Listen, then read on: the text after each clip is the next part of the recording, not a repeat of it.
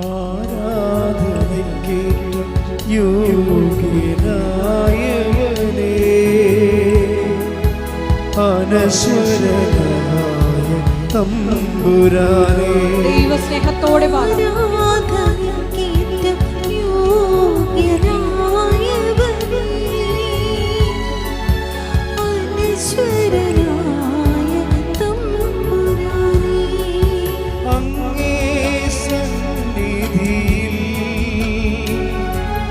അർപ്പിക്കും നീ കാഴ്ചകൾ,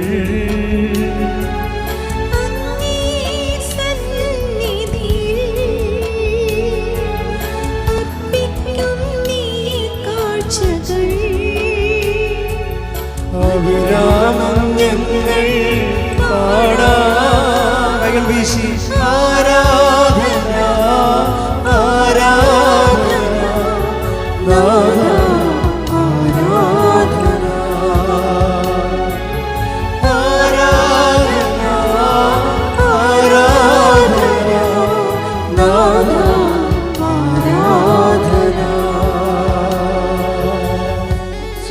പ്രാർത്ഥിക്കാം. ഹല്ലേലൂയ ഹല്ലേലൂയ ഹല്ലേലൂയ. മഹത്വം മഹത്വം. ആരാധന ആരാധന. ഹല്ലേലൂയ ഹല്ലേലൂയ. യേശുവേ ആരാധന. ഹല്ലേലൂയ ഹല്ലേലൂയ. യേശുവേ ദുരിതങ്ങളിലൂടെ കടന്നുപോകുന്ന മക്കളുടെ ദുരിതങ്ങൾ നീ ഏറ്റെടുക്കണമേ എന്ന് പ്രാർത്ഥിക്കുന്നു. ഹല്ലേലൂയ ഹല്ലേലൂയ. മഹത്വം മഹത്വം. ആരാധന ആരാധന. ഹല്ലേലൂയ ഹല്ലേലൂയ. യേശുവേ ആരാധന. ഹല്ലേലൂയ ഹല്ലേലൂയ. മഹത്വം മഹത്വം മഹത്വം മഹത്വം. ആരാധന ആരാധന. യേശുവേ ഹല്ലേലൂയ ഹല്ലേലൂയ ഹല്ലേലൂയ. ആരാധന യേശുവേ ആരാധന ആരാധന.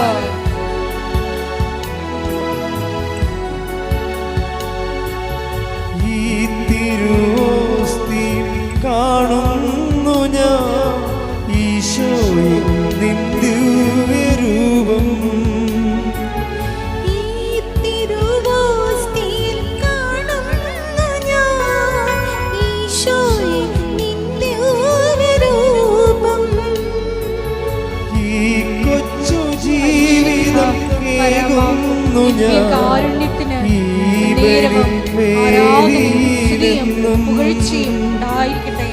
പരിശുദ്ധ പരമ ദിവ്യകാരുണ്യത്തിന് നേരവും ആരാധനയും സ്തുതിയും പുകഴ്ചയും കൈകൾ വീശും ചേർന്ന് പരിശുദ്ധ പരമ ദിവ്യകാരുണ്യത്തിന് നേരവും ആരാധനയും സ്തുതിയും പുകഴ്ചയും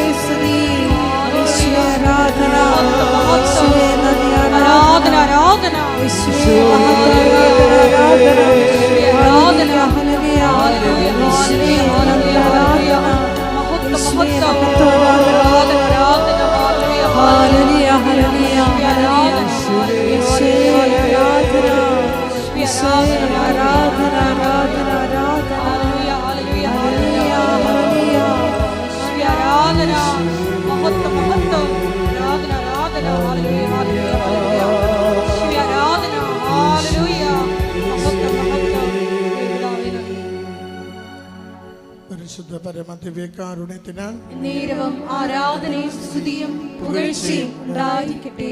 പരിശുദ്ധ പരമദിവ്യകാരുണ്യത്തിന് നേരവും ആരാധനയും സ്തുതിയും പുകഴ്ചയും ഉണ്ടായിരിക്കട്ടെ. പരിശുദ്ധ പരമദിവ്യകാരുണ്യത്തിന് നേരവും ആരാധനയും സ്തുതിയും പുകഴ്ചയും ഉണ്ടായിരിക്കട്ടെ. അമ്മേ പരിശുദ്ധ അമ്മേ, പരിശുദ്ധ അമ്മേ, ദൈവമാതാവേ, കൃപാസനത്തിലൂടെ ഞങ്ങൾക്കും ഞങ്ങളുടെ ദേശത്തിനും അമ്മ മാധ്യസ്ഥം തേടുന്ന എല്ലാ അനുഗ്രഹങ്ങൾക്കും കൃപകൾക്കും ഞങ്ങളിപ്പോൾ ഹൃദയം നിറഞ്ഞ നന്ദി പറയുന്നു. നമുക്ക് സ്തുതിച്ച് പ്രാർത്ഥിക്കാം. ഹല്ലേലൂയ. യേശുവേ സ്തുതി, ആരാധന, മഹത്വം, നാളുകളിൽ നൽകിയ എല്ലാ നന്മകൾക്കും നന്ദി കർത്താവേ. കുടുംബങ്ങൾക്ക് നൽകിയ സംരക്ഷണത്തിന്, രോഗത്തിന്, സൗഖ്യത്തിന്, സമാധാനത്തിന് നന്ദി കർത്താവേ. എല്ലാ നന്മകൾക്കും അങ്ങേക്ക് നന്ദി കർത്താവേ. സ്തുതി, ആരാധന, മഹത്വം, സ്തുതി കർത്താവേ.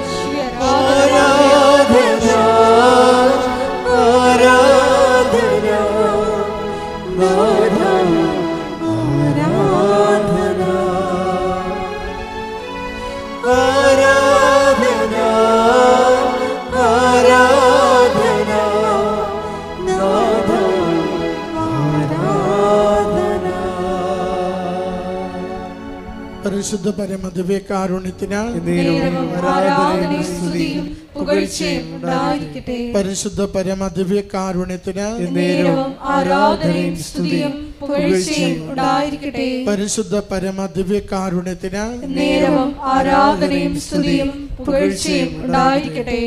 അമ്മേ പരിശുദ്ധയമ്മേ, അമ്മേ പരിശുദ്ധ അമ്മേ, ദൈവമാതാവേ, 2004 ഡിസംബർ 7-ാം തീയതി ഉച്ചകഴിഞ്ഞ് 2:30 കൃപാസനത്തിൽ സംഭവിച്ച അമ്മയുടെ പ്രത്യക്ഷപ്പെടലിനെ കുറിച്ച് തിരുസഭയ്ക്ക് സമർപ്പിച്ചിരിക്കുന്ന പഠനരേഖകളുടെ വസ്തുനിഷ്ഠവും ദൈവശാസ്ത്ര പ്രകാരമുള്ളതുമായ അന്വേഷണ പഠനങ്ങൾ നടത്തി ആ പ്രത്യക്ഷപ്പെടലിലൂടെ പ്രകടമായ ദൈവമാതാവിന്റെ പ്രത്യേക കരുതലും സംരക്ഷണവും വെളിപ്പെടുത്തുന്ന പീഡിതരുടെ ആശ്വാസവും പ്രവാചകന്മാരുടെ രാജ്ഞിയും വാഗ്ദാനത്തിന്റെ പേടകവും പ്രപഞ്ച പ്രകൃതിയുടെ മാതാവുമായ പരിശുദ്ധമ്മയുടെ ഭക്തി തിരുസഭയിൽ കൂടുതൽ പ്രചരിച്ച് ജീവിതത്തിന്റെ ദുരന്ത അവസ്ഥകളിൽ അകപ്പെട്ട് കഴിയുന്ന അനേകായിരം മക്കൾക്ക് ദൈവത്തിന്റെ സാന്നിധ്യവും സന്ധിപ്പും കൂടുതൽ അനുഭവിക്കുക വഴി ആത്മീയ വിശുദ്ധിയും ദൈവശക്തിയും കൈവരിക്കുവാൻ ഞങ്ങളുടെ കുടുംബങ്ങളെ ഇടയാക്കണമേ. ഒരുമിച്ച് സ്തുതിച്ച് പ്രാർത്ഥിക്കാം. ഹല്ലേലൂയ. യേശുവേ സ്തുതി, ആരാധന, മഹത്വം കർത്താവേ. ഈശോയെ അവിടുത്തെ സന്നിധിയിലേക്ക് സമർപ്പിക്കുന്ന ഒരു പ്രാർത്ഥനകളെയും കനിവാർന്ന് സ്വീകരിക്കണമേ കർത്താവേ. കുടുംബങ്ങൾക്ക് സമാധാനം നൽകണമേ, രോഗങ്ങൾക്ക് സൗഖ്യം നൽകണമേ, ജീവിത പ്രശ്നങ്ങൾക്ക് പരിഹാരം നൽകണമേ, പരീക്ഷകൾക്ക് വിജയം നൽകണമേ, വിദേശത്ത് പോകുവാൻ തടസ്സം മാറ്റി കൊടുക്കണമേ, സന്താന സൗഭാഗ്യം നൽകണമേ, വിവാഹം ഒരുക്കി നൽകണമേ. യേശുവേ എല്ലാ ക്ലേശങ്ങളും മാറ്റി അവിടുത്തെ നാമത്തെ സ്തുതിച്ച് ജീവിക്കുവാൻ സഹായിക്കണമേ. ഹല്ലേലൂയ. യേശുവേ ആരാധന, ആരാധന, ആരാധന, ആരാധന കർത്താവേ. മഹത്വം കർത്താവേ, സ്തുതി കർത്താവേ. ആരാധന, ആരാധന കർത്താവേ.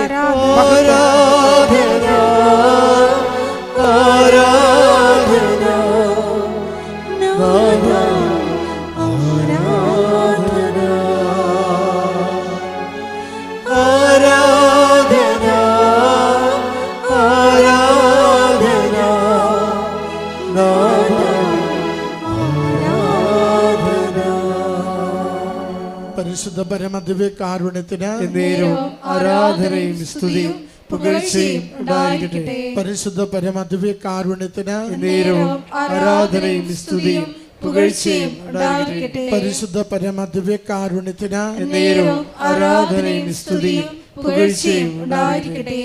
അമ്മേ പരിശുദ്ധയമ്മേ, അമ്മേ പരിശുദ്ധ അമ്മേ, ഭൂസ്വർലോകങ്ങളുടെ രാജ്ഞിയായ അങ്ങയ്ക്ക് ഭൗമ സംരക്ഷണത്തിന് പ്രപഞ്ച പ്രകൃതിയെ തിരുസഭ പ്രതിഷ്ഠിക്കുവാൻ ഈ പ്രത്യക്ഷീകരണം വഴി ഇടയാക്കണമേ.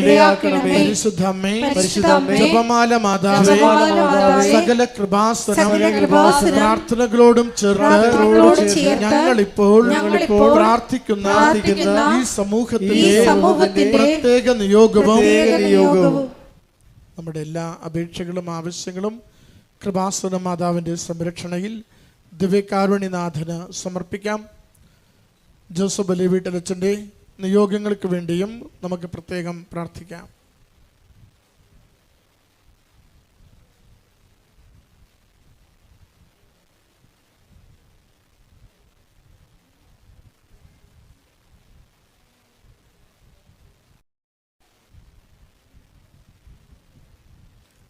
അമ്മയുടെ അമ്മയുടെ പ്രത്യക്ഷീകരണത്തിന്റെ ഈ പ്രത്യക്ഷീകരണത്തിന്റെ അനുഗ്രഹവേളയിൽ അനുഗ്രഹവേളയിൽ ഞങ്ങൾക്ക് ഞങ്ങൾക്ക് സാധിച്ചു സാധിച്ചു തരുവാൻ തരുവാൻ കനിയണമേ. കനിയണമേ. ആമേൻ. ആമേൻ. ഒരുമിച്ച് സ്തുതിച്ച് പ്രാർത്ഥിക്കാം. യേശുവേ, ഹല്ലേലൂയ, ഹല്ലേലൂയ, ഹല്ലേലൂയ, ഹല്ലേലൂയ. സ്തുതി, ആരാധന, മഹത്വം കർത്താവേ. യേശുവേ, ധ്യാനം നയിക്കുന്ന ജോസഫിനെ അവിടുന്ന് പരിപാലിക്കണമേ. ദിവ്യ സന്ദേശത്തിന് നിങ്ങളെ സഹായിക്കണമേ. സൗഖ്യപ്പെടുന്ന ശുശ്രൂഷകളുടെ ആയിരങ്ങളെ ഇവിടുന്ന് സ്പർശിക്കണമേ. ഹല്ലേലൂയ. യേശുവേ, സ്തുതി, ആരാധന, മഹത്വം കർത്താവേ. സ്തുതി, ആരാധന, മഹത്വം. നമുക്കെല്ലാവർക്കും എഴുന്നേറ്റ് നിന്നുകൊണ്ട് ഗായകനോട് ചേർന്ന് ദൈവത്തെ മഹത്വപ്പെടുത്തി ദൈവസ്നേഹത്തോടെ കരങ്ങളടിച്ച് പാടി പ്രാർത്ഥിക്കാം.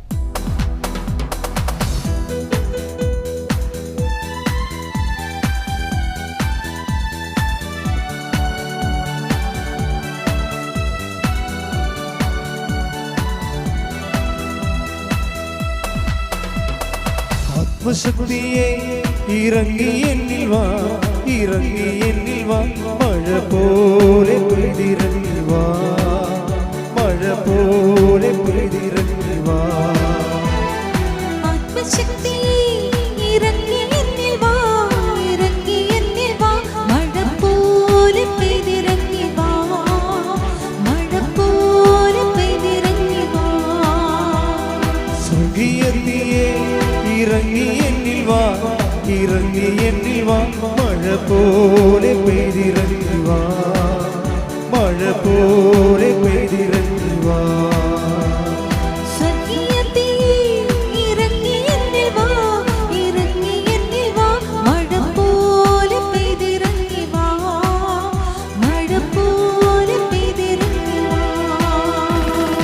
ആത്മനദിയായൊഴുകി എന്നിലിന്തുവാ, ആത്മശക്തിയായൊഴുകി എന്നിലിന്തുവാ, ആത്മനദിയായി ഒഴുകി എന്നിലിന്നു വാ, ആത്മശക്തിയായി ഒഴുകി എന്നിലിന്നു വാ. മഴ പോലെ പെയ്തിറങ്ങി വാ, മഴ പോലെ പെയ്തിറങ്ങി വാ, മഴ പോലെ പെയ്തിറങ്ങി ഇറങ്ങി എന്നിൽ വാ, മഴ പോലെ പെയ്തിറങ്ങി വാ, മഴ പോലെ പെയ്തിറങ്ങി. സ്തുതിക്കട്ടെ. ഹല്ലേലൂയ, ഹല്ലേലൂയ, ഹല്ലേലൂയ, ഹല്ലേലൂയ. യേശുവേ, ഒരിക്കൽ കൂടി ധ്യാനം നയിക്കാൻ പോകുന്ന ബഹുമാനപ്പെട്ട വി.പി. ജോസഫ് അച്ഛനെ ഞങ്ങളെ അൾത്താരയിൽ വികാരുണ്യ സന്നിധിയിൽ സമർപ്പിച്ചു പ്രാർത്ഥിക്കുന്നു. ഞങ്ങൾക്ക് ആവശ്യമായിട്ടുള്ള വചനങ്ങൾ നൽകണമേ എന്ന് ഞങ്ങൾ പ്രാർത്ഥിക്കുന്നു. വചനത്താൽ ഞങ്ങളെ വിശുദ്ധീകരിക്കണമേ എന്ന് പ്രാർത്ഥിക്കുന്നു. ശക്തീകരിക്കണമേ എന്ന് പ്രാർത്ഥിക്കുന്നു. ആത്മാവിൽ വഴി നടത്തണമേ എന്ന് പ്രാർത്ഥിക്കുന്നു.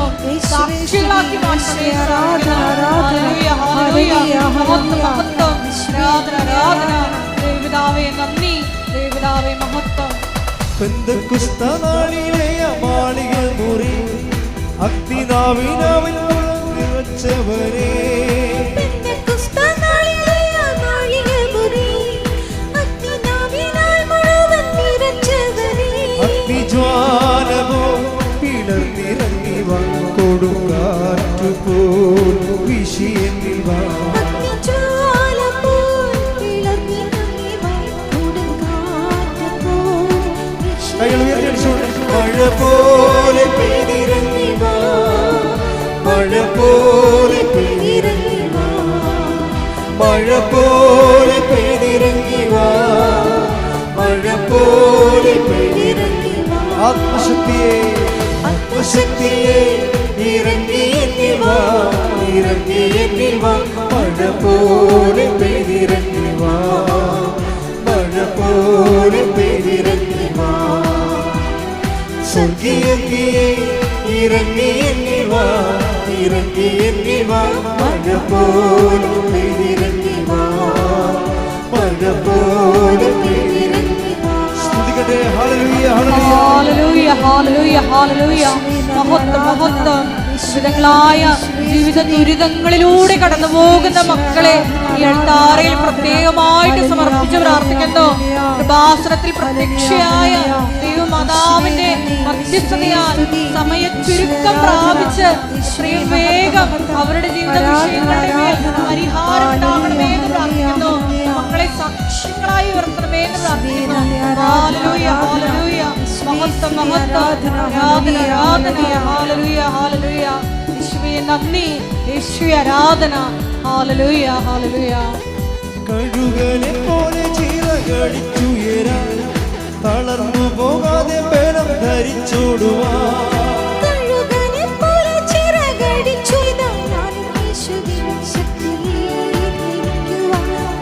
കൈകൾ ഉയർത്തിയടിച്ച് മഴ പോലെ പെയ്തിറങ്ങി വാ, മഴ പോലെ പെയ്തിറങ്ങി വാ, മഴ പോലെ പെയ്തിറങ്ങി വാ, മഴ പോലെ പെയ്തിറങ്ങി വാ.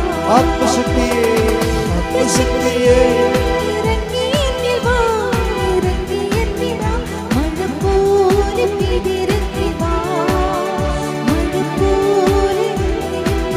സ്വർഗീയത്തിയെ, സ്വർഗീയത്തിയെ ഇറങ്ങി എണ്ണി വാ, ഇറങ്ങി എണ്ണി വാ, മഴ പോലെ പെയ്തിറങ്ങി വാ, മഴ പോലെ പെയ്തിറങ്ങി വാ. ആത്മശക്തിയെ ഇറങ്ങി എണ്ണി വാ, ഇറങ്ങി എണ്ണി വാ, മഴ പോലെ പെയ്തിറങ്ങി വാ, മഴ പോലെ പെയ്തിറങ്ങി വാ. സ്വർഗീയത്തിയെ ഇറങ്ങി എണ്ണി വാ, ഇറങ്ങി എണ്ണി വാ, മഴ പോലെ പെയ്തിറങ്ങി വാ, മഴ പോലെ പെയ്തിറങ്ങി വാ, മഴ പോലെ പെയ്തിറങ്ങി വാ. കൈകൾ ഉയർത്തി മഴ പോലെ പെയ്തിറങ്ങി വാ, മഴ പോലെ പെയ്തിറങ്ങി വാ, മഴ പോലെ പെയ്തിറങ്ങി വാ. സ്തുതിക്കട്ടെ. ഹല്ലേലൂയ, ഹല്ലേലൂയ, ഹല്ലേലൂയ. യേശുവേ ഹല്ലേലൂയ, മഹത്വം, മഹത്വം. ഹല്ലേലൂയ, ഹല്ലേലൂയ. യേശുവേ ഹല്ലേലൂയ, ഹല്ലേലൂയ, ഹല്ലേലൂയ, ഹല്ലേലൂയ, ഹല്ലേലൂയ. റിയ റിയ റിയ റിയ റിയ റിയ. ആത്മാവേ അഭിഷേകമായി ഞങ്ങളിൽ വരണമേ. ഹല്ലേലൂയ, ഹല്ലേലൂയ, ഹല്ലേലൂയ. ഹല്ലേലൂയ, ഹല്ലേലൂയ, ഹല്ലേലൂയ, ഹല്ലേലൂയ.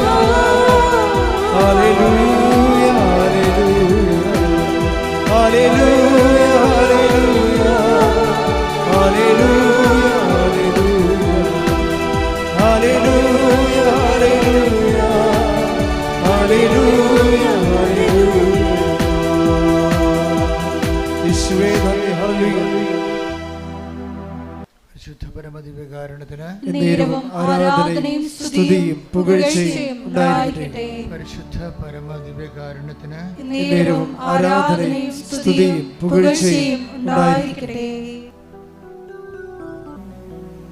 ഉടമ്പടിയെ നമ്മൾ അടുത്ത് അറിയുന്നത്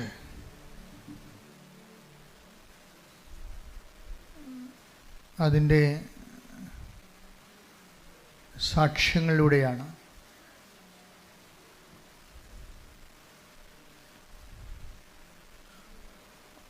ഉടമ്പടിയിലുള്ള ദൈവഭാഗമെന്ന് പറയുന്നത്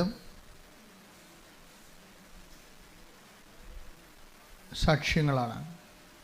എന്താണ് ദൈവഭാഗമെന്ന് പറയണത്? ഉടമ്പടിയിൽ രണ്ട് ഭാഗങ്ങളുണ്ട്. ഒന്ന് മനുഷ്യഭാഗമുണ്ട്, പിന്നെ ഒന്ന് ദൈവഭാഗമുണ്ട്. മനുഷ്യഭാഗമെന്ന് പറയുന്നത് നമ്മൾ വെക്കുന്ന നിയോഗങ്ങളാണ്. ദൈവഭാഗമെന്ന് പറയുന്നത് ആ നിയോഗത്തിൻ്റെ മേൽ ദൈവം എടുക്കുന്ന നടപടികളാണ്. ആ ദൈവഭാഗമാകുന്നത് നമ്മളത് സുവിശേഷത്തിൻ്റെ പ്രചാരണത്തിന് വേണ്ടി നമ്മളത് പൊതുജന സമക്ഷം ഏറ്റുപറയണം. ഏറ്റുപറയുമ്പോഴുണ്ടാകുന്നത് ഒന്ന്, നമ്മളത് ഓൺ ചെയ്യുന്നു എന്നുള്ളതാണ്. ഏറ്റുപറയുമ്പോൾ സംഭവിക്കുന്നത് നമ്മളതിൻ്റെ മുഴുവൻ ക്രെഡിറ്റ് ആൻഡ് ക്ലെയിം ദൈവതിരുസന്നിധിയിൽ ദൈവത്തിൽ നിന്നാണെന്ന് നമ്മൾ അക്സെപ്റ്റ് ചെയ്യുന്നു. അങ്ങനെ നമ്മൾ അംഗീകരിക്കുന്നതിൻ്റെ ഭാഗമായി ദൈവത്തെ അംഗീകരിക്കുക. ദൈവവിശ്വാസിയുടെ മുമ്പിലുണ്ടാകുന്ന ഏറ്റവും വലിയ ആദ്യമായുള്ള ദൈവശുശ്രൂഷ എന്ന് പറയുന്നത് ദൈവത്തെ അംഗീകരിക്കുകയാണ്. അപ്പം നമ്മളോർക്കും ദൈവത്തെ നമ്മൾ അംഗീകരിച്ചാലും ഇല്ലെങ്കിലും ദൈവം നിലനിൽക്കും. പക്ഷേ മറ്റുള്ളവരെ നിലനിൽക്കണമെങ്കിൽ നമ്മൾ അംഗീകരിക്കണം. നമുക്ക് കിട്ടിയ അനുഭവങ്ങൾ അതുകൊണ്ടാണ് ദൈവത്തെ അംഗീകരിക്കേണ്ടത്. പോരായ്മ ചില ആൾക്കാർക്ക് പോരായ്മയാകും. അത് കുറച്ച് കിട്ടിയിരിക്കുന്ന അനുഗ്രഹങ്ങൾ സ്വന്തം കഴിവ് കൊണ്ടാണ് എന്ന് ചിന്തിക്കുന്നവർക്ക് അവിടെ ദൈവത്തെ അംഗീകരിക്കുന്നത് ഒരു കുറച്ചിലായിട്ട് വരും. ബൈബിൾ എപ്പോഴും കൈകാര്യം ചെയ്യുന്നൊരു വിഷയമാണ് ദൈവത്തെ അംഗീകരിക്കുന്നത് കൊണ്ടുള്ള പോരായ്മകൾ. Take the word of God. ശ്രുതികട ഹല്ലേലൂയ.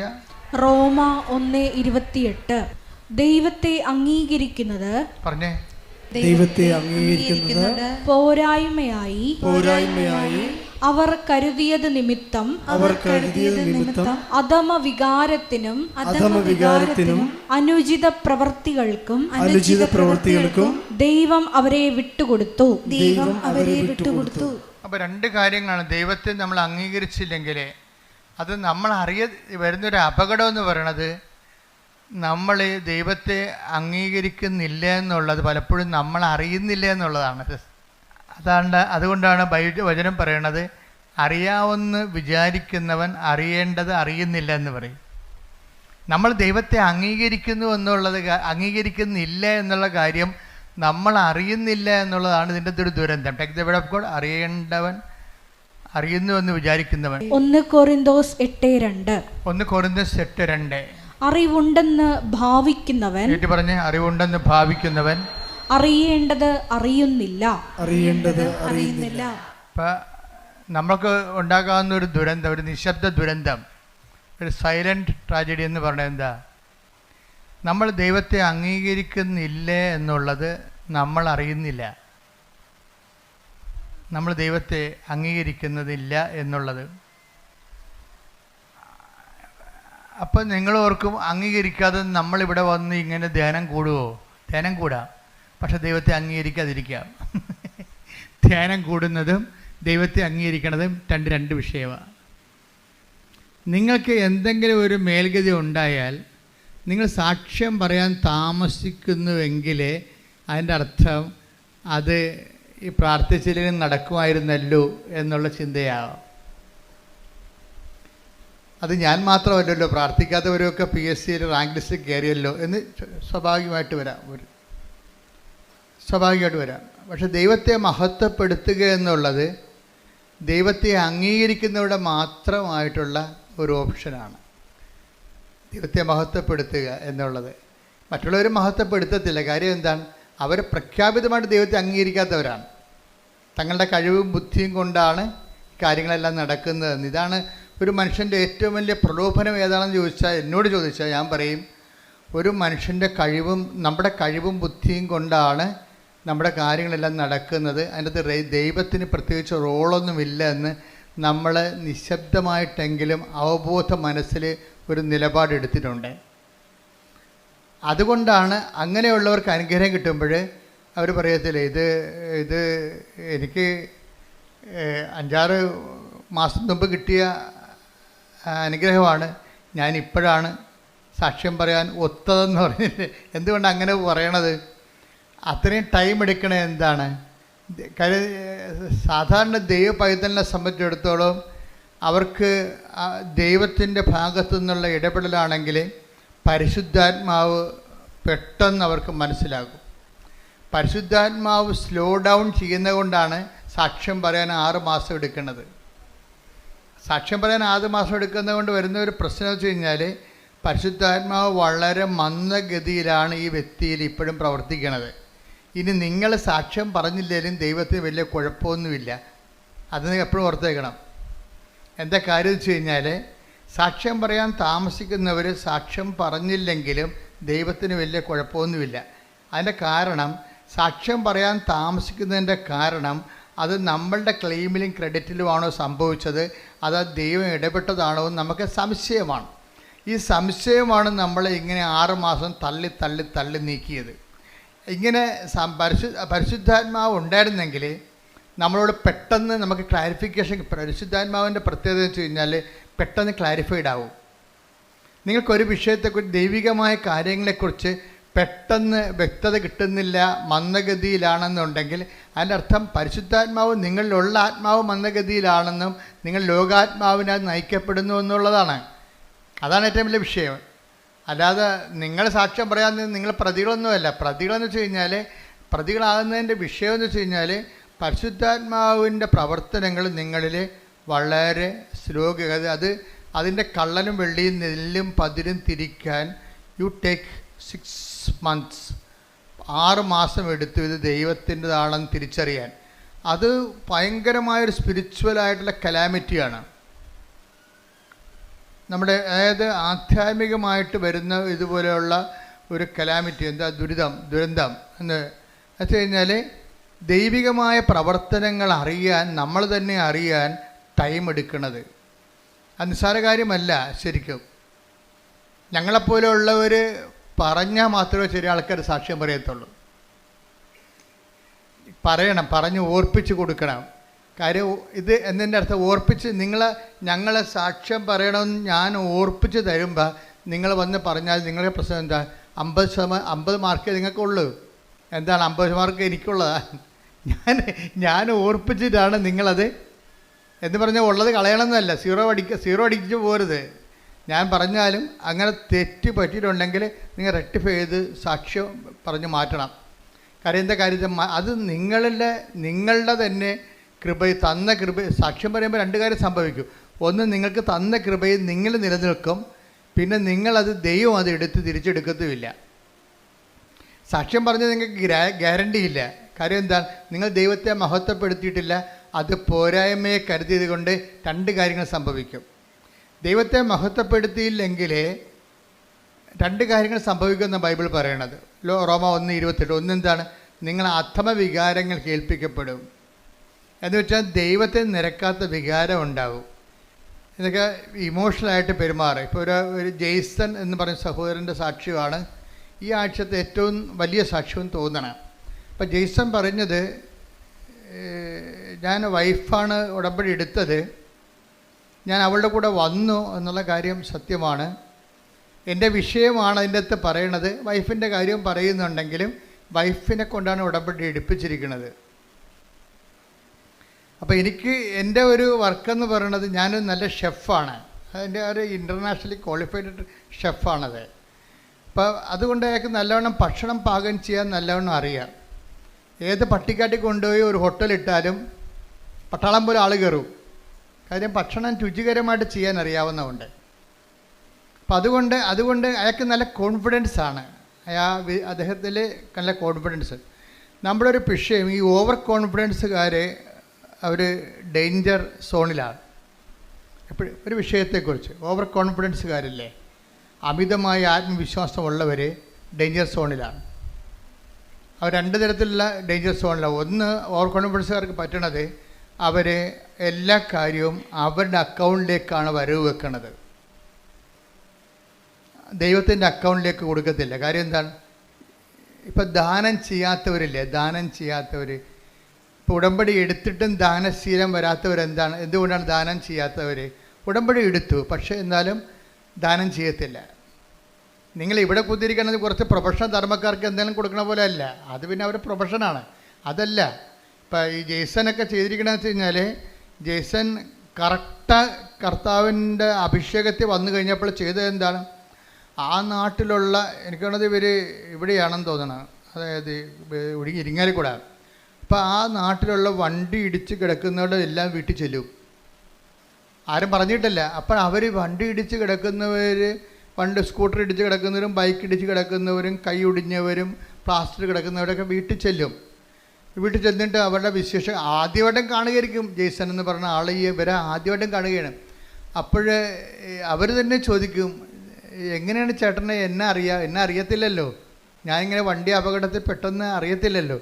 അപ്പോൾ അയാൾ പറയും, ഞാൻ ചോദിച്ചു വന്നു, ആൾക്കാരോട് ചോദിച്ചു. അപ്പോൾ അദ്ദേഹം പറയണ, എനിക്ക് കാരുണ്യ പ്രവൃത്തികൾ ചെയ്യണത് ഇപ്പോൾ ഒരു കൊതി പോലെയാണ്. ഒരു വ്യക്തിയുടെ ഒരു ഉടമ്പടി എങ്ങനെ ഒരു വ്യക്തിയെ മാറ്റണമെന്ന് നോക്കിയേ. കാരുണ്യ പ്രവൃത്തികൾ ചെയ്യണത് അങ്ങോട്ട് ചെന്ന് ചോദിച്ചിട്ട് അന്വേഷിച്ച് കണ്ടുപിടിച്ചിട്ട് അവർക്ക് സഹായം നൽകുന്നത് ഒരു തീരാത്ത കൊതി പോലെയാണ്. അതിലൊരു ആന്തരിക അഭിഷേകം കിട്ടിയിട്ടുണ്ട്. പണ്ട് ഉടമ്പടിക്ക് മുമ്പ് അങ്ങനെയൊന്നും ഇല്ലായിരുന്നോ? അന്ന് എന്താ സംഭവിച്ചത്? എന്തുകൊണ്ടാണ് ഉടമ്പടിക്ക് മുമ്പ് ഒരു ദാനധർമ്മം ഇല്ലാത്തതിൻ്റെ കാരണം, നമ്മൾ ദാനധർമ്മം ചെയ്യാത്ത ആൾക്കാർ അല്ലെങ്കിൽ സഹായിക്കാത്ത ആൾക്കാർ, അവരെ ഞാൻ കുറ്റം പറയത്തില്ല. എന്താ കാരണം വെച്ച് കഴിഞ്ഞാൽ, അവരിപ്പം നമ്മൾ ഒരു കൊട്ടയിൽ കുറച്ച് ആപ്പിൾ ഇരിക്കണം എന്ന് വിചാരിച്ചോ. അപ്പം ഒരു കൊട്ടയുണ്ട്, ഒരു 200 ആൾക്കാരും ഉണ്ട്. അവരെല്ലാം കൂടി ഇടിച്ച് ഇതിനകത്ത് കയറിയാൽ മാത്രമേ നമുക്ക് ആപ്പിൾ ഫ്രീ ആയിട്ട് കിട്ടുന്നതാണ്. പക്ഷേ നമുക്ക് നമ്മുടെ കയ്യിൽ നിന്ന് ചിലവാകണം എന്താണ്? ഇടിച്ച് നെക്കി അതിൻ്റെ അകത്ത് വേർത്തൊലിച്ച് ആൾക്കാരുടെ നാട്ടുകാരുടെ മുട്ടുകൈ കൊണ്ടൊക്കെ ഇതിനകത്ത് കയറാൻ പറ്റത്തുള്ളൂ. കയറി ഒരു ആപ്പിൾ എടുത്തുകൊണ്ട് നമ്മൾ പുറത്തേക്ക് വരുമ്പോൾ, അല്ലെങ്കിൽ 2 ആപ്പിൾ എടുത്തുകൊണ്ട് പുറത്തേക്ക് വരുമ്പോൾ, ഒരുത്തൻ അവിടെ ഇടിക്കാൻ നിവൃത്തിയില്ലാത്തവനും മുട്ടാൻ നിവൃത്തിയില്ലാത്തവനും കൈ നീട്ടുമ്പോൾ പറയും, ഞാൻ ഇടിച്ചാൽ വാങ്ങിച്ചത്, നിങ്ങൾ ഇടിച്ച് വാങ്ങിച്ചോളാൻ പറയും. അതെന്താണ്? നമ്മളതിൻ്റെ അത് സ്പെൻഡ് ചെയ്താൽ കൊണ്ടാണ്. ഇതാണ് ഇതിൻ്റെ വരുന്ന ഒരു ടെക്നിക്ക് എന്ന് പറയുന്നത്. കാര്യം ആൾക്കാർ ദാനം ചെയ്യാത്തതിൻ്റെ കാരണം, ഞാൻ കുറേ കഷ്ടപ്പെട്ടാണ് ഈ നിലയിലെത്തിയത്, അങ്ങനെ ഓശാര നീ ഇരുന്നതിൻ്റെ ഇടയ്ക്ക് നിന്ന് പുഴുങ്ങി തിന്നണ്ട. ഇതാണ് നിലപാട്. ഉടമ്പടിയിൽ വരുമ്പോൾ ഈ എല്ലാവരുടെയും മനസ്സിലിരിക്കുന്ന ഒരു രഹസ്യ നിലപാടെന്ന് പറയുന്നത്, ദാനം ചെയ്യാത്തതിൻ്റെ കാരണം ഞാൻ കുറേ കഷ്ടപ്പെട്ടാണ് പഠിച്ചാണ് ഇവിടം വരെ എത്തിയത്. നീയും അതുപോലെ. അപ്പോൾ ഒരു നീതിബോധം അതിൻ്റെ അകത്തുണ്ട്, ഒരു നീതിബോധമുണ്ട്. പക്ഷെ ഇത് ദൈവത്തിൻ്റെ നീതിയല്ല. ദൈവത്തിൻ്റെ നീതി ഭയങ്കര വ്യത്യാസമുണ്ട്. അതുകൊണ്ട് കർത്താവ് പറയണത്, ചോദിക്കുന്നവർക്കൊക്കെ കൊടുക്കാൻ പറയും. അപ്പം നമ്മൾ പറയും, അങ്ങനെ ചോദിക്കുന്നവർക്കൊക്കെ ഒന്നും കൊടുക്കാൻ പറ്റത്തില്ല. കാര്യം ഇവനൊക്കെ മനുഷ്യനെ പറ്റിക്കാൻ വേണ്ടി ഇരിക്കുകയാണ്. നമ്മൾ കൊടുത്താലേ, നമ്മൾ കൊടുക്കണത് കൊണ്ട് വേറെ ആൾക്കാർ പോയി വെള്ളമടിക്കുകയുള്ളെന്ന് പറയും. അത് നമ്മളെ പിടിച്ചിരിക്കാൻ വേണ്ടി നമ്മൾ പറയണതാണ്. നമ്മൾ ധർമ്മക്കാർക്ക് ചില ആൾക്കാർ പൈസ കൊടുക്കത്തില്ല. എന്താ കൊടുക്കാമെന്ന് ചോദിക്കുമ്പോൾ പറയാം, നമ്മൾ കൊണ്ട് വെള്ളം അടിക്കുമെന്നും. അപ്പോൾ ഈ ഒക്കെ CBI അന്വേഷണമാണ് ഞാൻ വിചാരിക്കുന്നത്. അപ്പം നമ്മൾ കൊടുക്കുന്ന കാശ് കൊണ്ട് അയാൾ വെള്ളം അടിക്കുന്നുണ്ടോ ഇല്ലയോ എന്നറിയാൻ വേണ്ടി. ഇതൊന്നുമല്ല, പുള്ളിക്ക് അത് കൊടുക്കാൻ കഴിയത്തില്ല. അതുകൊണ്ട് ഈശോ എന്താ പറയുക വെച്ചാൽ, ചോദിക്കുന്നവർക്കൊക്കെ കൊടുക്കാൻ പറയും. നോൻപ് കാലത്ത് നമ്മൾ ശ്രദ്ധിക്കണം. Take the word of God. ശ്രദ്ധിക്കട്ടെ. ഹല്ലേലൂയ, യേശുവേ നന്ദി. ഹല്ലേലൂയ, ഹല്ലേലൂയ, ഹല്ലേലൂയ, ഹല്ലേലൂയ, ഹല്ലേലൂയ. യേശുവേ ആരാധന, ആരാധന, ആരാധന. മത്തായി 5:42. മത്തായി 5:42. ചോദിക്കുന്നവന് കൊടുക്കുക, വായ്പ വാങ്ങാൻ ഇച്ഛിക്കുന്നവനിൽ നിന്ന് ഒഴിഞ്ഞു മാറരുത്. പക്ഷെ എൻ്റെ പ്രോബ്ലം വെച്ച് കഴിഞ്ഞാൽ, ഇത് നമുക്ക് തോന്നുന്നു ഇത് ശരിയല്ലല്ലോ ഈ പറയണത്. ചോദിക്കുന്നതിനൊക്കെ കൊടുക്കാൻ പറ്റുമോ? വായ്പ വാങ്ങാൻ വരെ പറയുന്നവർക്ക് ഒന്ന് ഒഴിഞ്ഞു മാറിയാൽ നമ്മൾക്ക് പിന്നെ അവസാനം നമ്മൾ തന്നെ അടക്കേണ്ടി വരികയില്ലേ? ഇതൊക്കെ ശരിയാണ്. മാനുഷ്യമായി പറഞ്ഞാൽ ഇതെല്ലാം ശരിയാണ്. സുവിശേഷം മാനുഷ്യമായ നിലപാടിന് എതിരാണ്. എന്താ കാര്യം? സുവിശേഷ നീതി എന്ന് പറയുന്നത് മാനുഷിക നീതി, ലോകരാജ്യത്തിൻ്റെ നീതിയല്ല. ഇതൊരു ഭരണഘടനയിൽ ഇങ്ങനെ നമുക്ക് പറയുന്നത് കുഴപ്പമില്ല, കോടതിയിലൊക്കെ ഇത് വിലപ്പോവും. പക്ഷേ ദൈവത്തിൻ്റെ മുമ്പിൽ വിലപ്പോകത്തില്ല. കാര്യം എന്താണ്? ദൈവത്തിൻ്റെ മുമ്പിൽ വിലപ്പോകുന്നത് ദൈവരാജ്യത്തിൻ്റെ നീതിയാണ്. കർത്താവ് സംസാരിക്കുന്നത് ദൈവരാജ്യത്തിൻ്റെ നീതിയുടെ ലെവലിലാണ് സംസാരിക്കുന്നത്. അതുകൊണ്ടാണ് സുവിശേഷം ചിലർക്ക് മനസ്സിലാകാത്തതിൻ്റെ കാരണം. നീതി അതാണ് ദൈവരാജ്യം. ഭക്ഷണവും പാനീയവും അല്ലെന്ന് പറഞ്ഞിട്ട് എന്താ പറയണത്? നീതിയും സമാധാനം. ദൈവരാജ്യത്തെ എവിടെപ്പോൾ ശ്രുതികട. ഹല്ലേലൂയ, ഹല്ലേലൂയ, ഹല്ലേലൂയ, ഹല്ലേലൂയ, ഹല്ലേലൂയ. യേശുവേ നന്ദി, യേശുവേ സ്തുതി. ഹല്ലേലൂയ, ഹല്ലേലൂയ, ഹല്ലേലൂയ, ഹല്ലേലൂയ. റോമ 14:17. റോമ 14:17. ദൈവരാജ്യം എന്നാൽ ദൈവരാജ്യം എന്നാൽ ഭക്ഷണവും പാനീയവുമല്ല, പ്രത്യുത നീതിയും സമാധാനവും പരിശുദ്ധാത്മാവിലുള്ള സന്തോഷവുമാണ്. അപ്പൊ ഈ നീതിക്ക് സന്തോഷം നമ്മുടെ ജഡിക സന്തോഷമല്ല, മറിച്ച് എന്താണ്? ഇപ്പം ഒരു സംഭവം, നമുക്കൊരു ഉടുപ്പ്, 2 ഉടുപ്പുള്ളവന് ഒന്ന് കൊടുത്തില്ലാത്തതിന് കൊടുത്തു കഴിയുമ്പോൾ നമുക്കൊരു സന്തോഷം ഉണ്ടാവും. 2 സന്തോഷം ഉണ്ടാവും. ഒന്ന് നമ്മുടെ അലമാരി സാധനം പോയി കിട്ടിയില്ല എന്ന സന്തോഷമുണ്ട്. കുറേ സാധനം ഇരിക്കുമ്പോഴേ നമ്മൾ അലമാരി തുറക്കുമ്പോഴേ ഉടുപ്പിനൊക്കെല്ലാം നമ്മളോട് ബഹുമാനമാണല്ലോ, നമ്മുടെ കാൽച്ചോട്ടി വന്ന് വീഴുമല്ലോ അത്. അപ്പോൾ വീട്ടുകാർ വിഷം ഉണ്ടാക്കി, ഇത് ആർക്കും കൊടുക്കാൻ പാടില്ലേ എന്ന് വെച്ചാൽ അപ്പോൾ നമ്മൾ പറയും ഇത് കണ്ടുമുട്ടേണ്ട ആൾക്കാരെ. ഇപ്പം എല്ലാവർക്കും ആവശ്യത്തിന് ഡ്രസ്സാണെന്ന് നമ്മൾ പറയും. എന്നാലും കുറച്ച് കഴിയുമ്പോൾ അലമാരി തിങ്ങുമ്പോൾ പറയും ഒരലമാരി മേടിക്കാം. അലമാരി മേടിക്കുമ്പോൾ കാശ് 40,000-40,000 രൂപയാവും. അതിനേക്കാൾ ഉള്ളത് കൊടുത്തു കഴിഞ്ഞാൽ സ്ഥലം ഉണ്ടാക്കിയാൽ മതിയല്ല. ആ ഒരു സന്തോഷം ഉണ്ടാകും കൊടുക്കുമ്പോൾ. അലമാരി കാലിയാകുവാനുള്ള സന്തോഷം, അത് ജഡിക സന്തോഷമാണ്, ദൈവരാജ്യത്തിൻ്റെ അല്ല. പറഞ്ഞ മനസ്സിലായില്ലേ? ദാനം ചെയ്യുമ്പോൾ നമുക്കുണ്ടാകുന്ന സന്തോഷം, ആ സന്തോഷം ജഡിക സന്തോഷം എന്ന് പറയും. അതെന്താണ്? ലോക അരൂപിയ നയിക്കപ്പെടുന്നതുകൊണ്ട് നമുക്ക് കുറച്ച് സ്ഥലം കിട്ടിയല്ല, അതിന് പുതിയ സാധനം വാങ്ങിക്കാമെന്ന് ഓർക്കുമ്പോൾ നമുക്ക് സന്തോഷമുണ്ട്. അതിൽ ആ ദാനത്തിലുണ്ടാകുന്ന സന്തോഷമാണ്. പക്ഷെ അത് പരിശുദ്ധാത്മാവിലുള്ള സന്തോഷമല്ല. നിങ്ങളീ പറഞ്ഞ പല കാര്യങ്ങളും നമുക്ക് അനുഭവിക്കുന്ന പല വിഷയങ്ങളും ദൈവവുമായിട്ട് ബന്ധമില്ലാത്തതാണ്. പക്ഷേ ദൈവത്തിൻ്റെ അക്കൗണ്ടിലാണ് നമ്മളിതൊക്കെ അനുഭവിക്കുന്നത്. പക്ഷേ സംഭവം ജഡിക സന്തോഷമാണ്. വളരെ സൂക്ഷ്മതയോടെ കൈകാര്യം ചെയ്യേണ്ട വിഷയമാണ് ദൈവരാജ്യം. അപ്പോൾ ദൈവരാജ്യം എന്ന് പറയുമ്പോൾ ഈ നീതി, അതായത് നീതി എന്ന് പറയുന്നത് ദൈവത്തിൻ്റെ ഒരു നീതിയുണ്ട്. അത് ദൈവത്തിൻ്റെ നീതി മെരിട്ട് നോക്കാതെ ചെയ്യണ നീതിയാണ്. സ്നേഹത്തിൽ നിന്ന് വരുന്ന നീതിയാണത്. ഇപ്പോൾ ഈശോ ക്രൂശിക്കപ്പെട്ടു, ആ നീതി എന്താണ്? അപ്പോൾ നമ്മളെ നീതീകരിച്ചതിൻ്റെ ഒരു നീതിയാണ്. ഇപ്പം നമ്മളുടെ ക്വാളിറ്റി നോക്കിയിട്ടാണ് ദൈവം നമ്മളെ, എല്ലാ ദുഷ്ടന്മാർക്കും ശിഷ്ടന്മാർക്കും വേണ്ടി ദൈവം പാപത്തിന് പരിഹാരം ചെയ്തിട്ടുണ്ട്. അതിലെന്താണ് എക്സ്പെൻഡിച്ചത്? ഈശോ ചെലവ് ചെയ്തത്, തൻ്റെ ജീവിതം ചെലവ് ചെയ്തപ്പോഴുണ്ടാകുന്നൊരു നീതി എന്താണ്? നമ്മളുടെ മെരിറ്റ് നോക്കിയിട്ടല്ല ചെയ്തിരിക്കുന്നത്. ഇതുപോലെയാണ് മറ്റുള്ളവരുടെ മെരിറ്റ് നോക്കാതെ നമ്മൾ അവർക്ക് വേണ്ടി ചെലവ് ചെയ്യുമ്പോൾ നമുക്ക് പരാതികളോ പരിഭവങ്ങളോ ഇല്ല. ഞാനിങ്ങനെ പറഞ്ഞത്, ഈ ജെയ്സൺ എന്ന് പറയുന്ന കക്ഷി അവസാനം പറഞ്ഞു നിർത്തുന്നത് കുറേ കാര്യങ്ങൾ. ജെയ്സൻ്റെ സാക്ഷ്യം എന്ന് പറയുന്നത് ഒരു സുവിശേഷമാണ്. അവസാനം ഇദ്ദേഹം പറയണത്, ഇപ്പോഴേ ഞാൻ വല്ലാത്ത ഒരു ആത്മസംതൃപ്തി ഞാൻ അനുഭവിക്കുന്നുണ്ട്, ഞാൻ ദൈവത്തിൽ ആനന്ദിക്കുന്നുണ്ട്, ഞാൻ പറയണതെല്ലാം ആത്മീയ കാര്യങ്ങളാണ്, പക്ഷെ നിങ്ങൾ അത് ലോകത്തിൻ്റെ രീതി മനസ്സിലാക്കുന്നത് കൊണ്ട് എൻ്റെ സന്തോഷം നിങ്ങൾക്ക് ട്രാൻസ്ഫർ ചെയ്യാൻ പറ്റത്തില്ലെന്ന്. എന്ത് രസമാണ് ആ സാക്ഷ്യങ്ങൾ. അതായത് ഞാൻ അനുഭവിക്കുന്നൊരു ആത്മീയ സന്തോഷമാണ്. ഇങ്ങനെ ആൾക്കാരെ കണ്ട് തിരക്കി പിടിച്ചൊക്കെ ഞാൻ ചെല്ലുമ്പോൾ എന്നിട്ട് ജെയ്സൺ പറയും, ഇപ്പോഴേ എനിക്ക് തോന്നണത്, അദ്ദേഹത്തിൻ്റെ സ്വന്തം ഇൻട്രോസ്പെക്ഷൻസ് ഒത്തിരി ഉണ്ട് അതിൻ്റെ അകത്ത്. ഇപ്പോൾ തോന്നുന്നത് ഞാൻ എത്തേണ്ടിടത്ത് എത്തിയെന്ന് എനിക്ക് തോന്നണമെന്ന്. എന്തോ ഒരു കണ്ടൻറ്റഡായിട്ടുള്ള, ഹീസ് സോ കണ്ടൻറ്റഡ്. അതായത് ഒരു ഉടമ്പടി ജീവിതം ഒരു മനുഷ്യൻ നിന്ന്, എനിക്ക് തോന്നുന്നത് ആദ്യമായിട്ടാണ് ഉടമ്പടി ആയിട്ട് ഇങ്ങനെ ഒരു സംഭവം, ഒരു ഇൻട്രോസ്പെക്റ്റീവായിട്ടുള്ള ഒരു അസസ്മെൻറ്റ് വരണത്. അദ്ദേഹം പറയണത്, എനിക്ക് തോന്നണത് അദ്ദേഹത്തിൻ്റെ ജീവിത രീതി തന്നെ മാറി. ഇപ്പം ഞായറാഴ്ച പണ്ട് ആദ്യം വൈഫിനെ കൊണ്ട് ഉടമ്പടി എടുപ്പിച്ചുകൊണ്ടിരുന്നത്. വൈഫിനെ കൊണ്ട് ഉടമ്പടി എടുപ്പിച്ച് കഴിഞ്ഞാൽ പുള്ളിക്കാരൻ കൂടെ വന്നതേ ഉള്ളൂ. പക്ഷേ എന്നാ പറ്റിയെന്ന് വെച്ച് കഴിഞ്ഞാൽ വൈഫ് വളരെ കൃത്യമായിട്ട്, ഇവിടെ വിഷയമെന്ന് പറയുന്നത് 3 വിഷയങ്ങൾ ഉടമ്പടിയിലുള്ളത്. ഒന്ന്, അവർക്കൊരു സ്ഥാപനം തുടങ്ങണം. ഇങ്ങനെ ഷെഫല്ലേ, അപ്പോൾ ഹോട്ടൽ പോലെ ഒരു സ്വന്തമായിട്ട് റെസ്റ്റോറൻറ്റ് തുടങ്ങണം, അതൊന്ന്. രണ്ടാമത്തെ, വൈഫ് നേഴ്സാണ്, അപ്പോൾ അവർക്ക് യൂറോപ്പിൽ എവിടെയെങ്കിലും ഒരു ജോലി കിട്ടണം.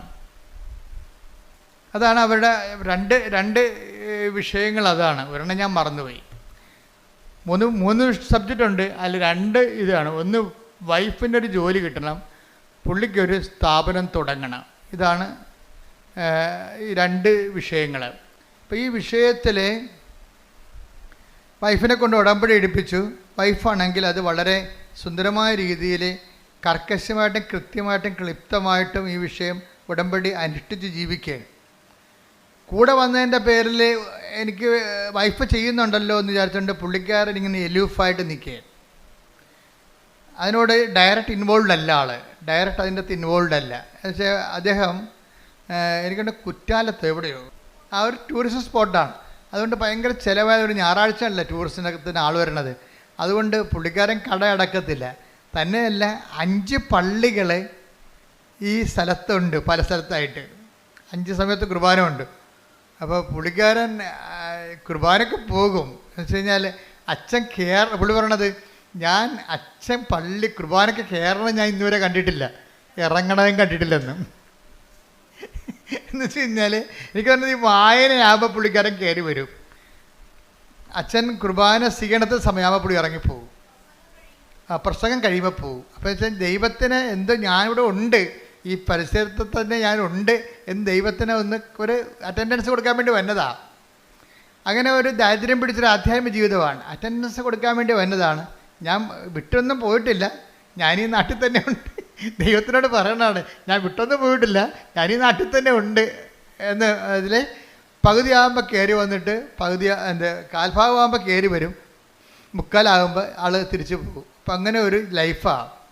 അപ്പം അങ്ങനെ ഒരു ലൈഫായപ്പോൾ എന്നാ പറ്റുക വെച്ച് കഴിഞ്ഞാൽ പെട്ടെന്ന് ഇവരുടെ ഉടമ്പടിക്ക് ആശ്രയം കാണാതെ പോയി. അത് പക്ഷേ വല്ലാത്ത ഒരു കാണാതെ പോക്കലായിപ്പോയി. കാര്യം ഉടമ്പടിക്ക് ആശ്രയം പണ്ട് ജെയ്സൻ്റെ വൈഫിനാണ് ഉടമ്പടി എടുത്തിരിക്കുന്നത്. അവരൊരു പൊന്നുപോലെ ഇങ്ങനെ താലി പോലെ ഇങ്ങനെ നെഞ്ചിലിട്ടുകൊണ്ട് നടന്ന സംഭവമാണ്. പക്ഷെ അത് കാണാതെ പോയി. അവർ എറണാകുളത്ത് ഒരു സ്ഥലത്ത് പോയിട്ട് വന്നപ്പോൾ വീട്ടിൽ വന്ന് പിന്നെ ഒരു കടയിൽ പോയി കാപ്പി കുടിച്ചിട്ട് വീട്ടിൽ വന്നപ്പോൾ ഇത് കാണാനില്ല. വൈകുന്നേരം വൈഫാണെങ്കിൽ പ്രാന്ത് പിടിച്ച പോലെ. കാര്യം ഉടമ്പടിക്ക് ആശ്രയം എന്ന് പറഞ്ഞാൽ നിങ്ങൾക്ക് അറിയാമല്ലോ, അതാണ് അതിൻ്റെ ഉടമ്പടിയുടെ ആധാരമാണത്. പ്രമാണം പോയാൽ തീർച്ചയായിട്ടും ഉടമ്പടി ഞങ്ങളെ സംബന്ധിച്ച് നേരത്തെ നിങ്ങൾ പറഞ്ഞിട്ടുണ്ട്, it is equal to missing the covenant. പിന്നെ നിങ്ങൾ എന്ത് തലകുത്തി മറിഞ്ഞെന്ന് പറഞ്ഞാലും കൃപാസനം അംഗീകരിക്കത്തില്ല. എന്താ കാര്യം? ഉടമ്പടി പോയെന്ന് പറയും. കാര്യം ഉടമ്പടി ഏറ്റവും പ്രധാനപ്പെട്ട സംഭവം ഉടമ്പടിക്ക് ആശ്രയമാണ്. അപ്പോൾ എൻ്റെ മനസ്സിൽ ഈ പരിശുദ്ധ അമ്മ ആദ്യമേ തന്നത് ഈ ഉടമ്പടിക്ക് ആശ്രയം മിസ്സായി കഴിഞ്ഞാൽ പിന്നെ ഉണ്ടാകുന്നൊരു വിഷയമെന്ന് പറയണത് ആ ഉടമ്പടി തന്നെ. കാര്യം ഉടമ്പടിക്ക് ആശ്രയം സൂക്ഷിക്കാൻ പറ്റാത്ത ആളിന് ഉടമ്പടി പാലിക്കാൻ പറ്റത്തില്ലെന്നുള്ളതാണ് ഞങ്ങൾക്ക് കിട്ടിയിരിക്കുന്ന റീഡിങ്. അതെപ്പോഴും ഓർത്തേക്കണം. ഉടമ്പടിക്ക് ആശ്രയം നിങ്ങളുടെ കയ്യിൽ നിന്ന് മിസ്സായാൽ അതിൻ്റെ അർത്ഥം, എനിക്ക് അമ്മ എന്നോട് പറഞ്ഞിരിക്കുന്നത് അവളുടെ ഉടമ്പടിയിലല്ല എന്നാണ് പറഞ്ഞിരിക്കുന്നത്. ഉടമ്പടിയിലാണെങ്കിൽ ഒരിക്കലും മിസ്സാകത്തില്ല. ഞങ്ങൾ അതുകൊണ്ടാണ് ഒരിക്കലും ഉടമ്പടി പണ്ട് ഞങ്ങൾ ഡ്യൂപ്ലിക്കേറ്റ് കൊടുക്കുമായിരുന്നു. ഇപ്പോൾ ഡ്യൂപ്ലിക്കേറ്റ് കൊടുക്കണില്ല. നിങ്ങൾക്ക് ഇഷ്ടമുണ്ടെങ്കിൽ പൊതുവെ എടുക്കുക, അല്ലെങ്കിൽ ചാപ്റ്റർ ക്ലോസ് ചെയ്യാൻ പറയും, വണ്ടി വിട്ട് പോയിക്കൊള്ളാൻ പറയും. 2 ഓപ്ഷനേ ഉള്ളൂ. ഒന്നെങ്കിൽ ഉടമ്പടി കാശ് നഷ്ടപ്പെട്ടു പോയാൽ നിങ്ങൾക്ക് ഉടമ്പടി ജീവിക്കണമെന്നുണ്ടെങ്കിൽ പുതിയ ഉടമ്പടി എടുക്കണം, അല്ലെങ്കിൽ ഉടമ്പടി എന്നേക്കാൾ ബ്രേക്ക് ചെയ്തിട്ട് ആലപ്പുഴ വിട്ടു പോകാൻ പറയും. പിന്നെ ഈ ജന്മത്ത് ആലപ്പുഴ വരുമെന്ന് പറയും. എന്താ കാര്യം വെച്ച് കഴിഞ്ഞാൽ ഇത് വളരെ സീരിയസ് ആണ്. കാര്യം ഉടമ്പടി ജീവൻ പണയം വെച്ച് ഉടമ്പടി ചെയ്യുന്ന ആൾക്കാരുണ്ട്. അത് ആത്മാർത്ഥമായിട്ട് നിങ്ങൾ ഉടമ്പടി ചെയ്യണമെങ്കിൽ ഉടമ്പടി കാശ് ഒരിക്കലും മിസ്സാകത്തില്ല. മിസ്സായാൽ മാതാവ് കാണിച്ചു തരും. അതാണ് രസം. ഭർത്താവ് നഷ്ടപ്പെട്ടെന്ന് പറഞ്ഞാലും കാണാനില്ലെന്ന് പറഞ്ഞാലും അച്ഛൻ ആ കേസ് പിടിക്കും. എന്താ കാര്യത്തിൽ എൻ്റെ മനസ്സിൽ പറഞ്ഞാൽ അമ്മയ്ക്കറിയാമല്ലോ, അമ്മയല്ലേ ഏറ്റവും വലിയ സാറ്റലൈറ്റ് ക്യാമറ. അപ്പോൾ ഈ ആളെവിടെ ഉണ്ടെന്ന് അമ്മയ്ക്കറിയാമല്ലോ. അപ്പോൾ ഞാൻ പറയും, ഫസ്റ്റ് ടൈം നിങ്ങൾ മെസ്സേജ് നിങ്ങളെ ഉടമ്പടി പോകും പറയും. ഇന്നലെ സെക്കൻഡ് ടൈമിൽ വരുമ്പോൾ നമുക്ക് മെസ്സേജ് എടുക്കാം, ആളെവിടെ ഉണ്ടെന്ന് പറയാം എന്നൊക്കെ പറയും. എന്താ പ്രശ്നം വെച്ച് കഴിഞ്ഞാൽ ഫസ്റ്റ് ടൈമിൽ മെസ്സേജ് എടുത്തു കഴിഞ്ഞാലും ചില ആൾക്കാർ നന്നാകത്തില്ല. അതെപ്പോഴും നമ്മൾ ശ്രദ്ധിക്കണം. എന്ന് വെച്ച് കഴിഞ്ഞാൽ ഇത് അത്ര വലിയ ആനക്കാര്യമല്ല. പെട്ടെന്ന് കർത്താവിനെക്കുറിച്ച് നമുക്കൊരു, നിങ്ങൾ ദൈവത്തിൻ്റെ ഉള്ളവരാണെങ്കിൽ അങ്ങനെ ഉണ്ട്. ഈ ദൈവത്തിനുള്ളവർ ഞങ്ങളെപ്പോഴും ശ്രമിക്കണം എന്താണെന്നറിയാമോ? നിങ്ങൾ ക്രിസ്തുവിനുള്ളവരാകാൻ വേണ്ടിയാണ് ഞങ്ങൾ ശ്രമിക്കുന്നത്. 2 തരം മനുഷ്യരുണ്ട്. ക്രിസ്തുവിനുള്ളവരും ഉണ്ട്, ക്രിസ്തുവിനില്ലാത്തവരും ഉണ്ട്. ഈ ഉള്ളവരോടാണ് പെട്ടെന്ന് ഈ ഉടമ്പടിയുടെ ഗുണം. Attack the word. നിങ്ങൾ ക്രിസ്തുവിനുള്ളവരാണെങ്കിൽ സ്തുതിക്കട്ടെ. ഹല്ലേലൂയ ഹല്ലേലൂയ ഹല്ലേലൂയ ഹല്ലേലൂയ.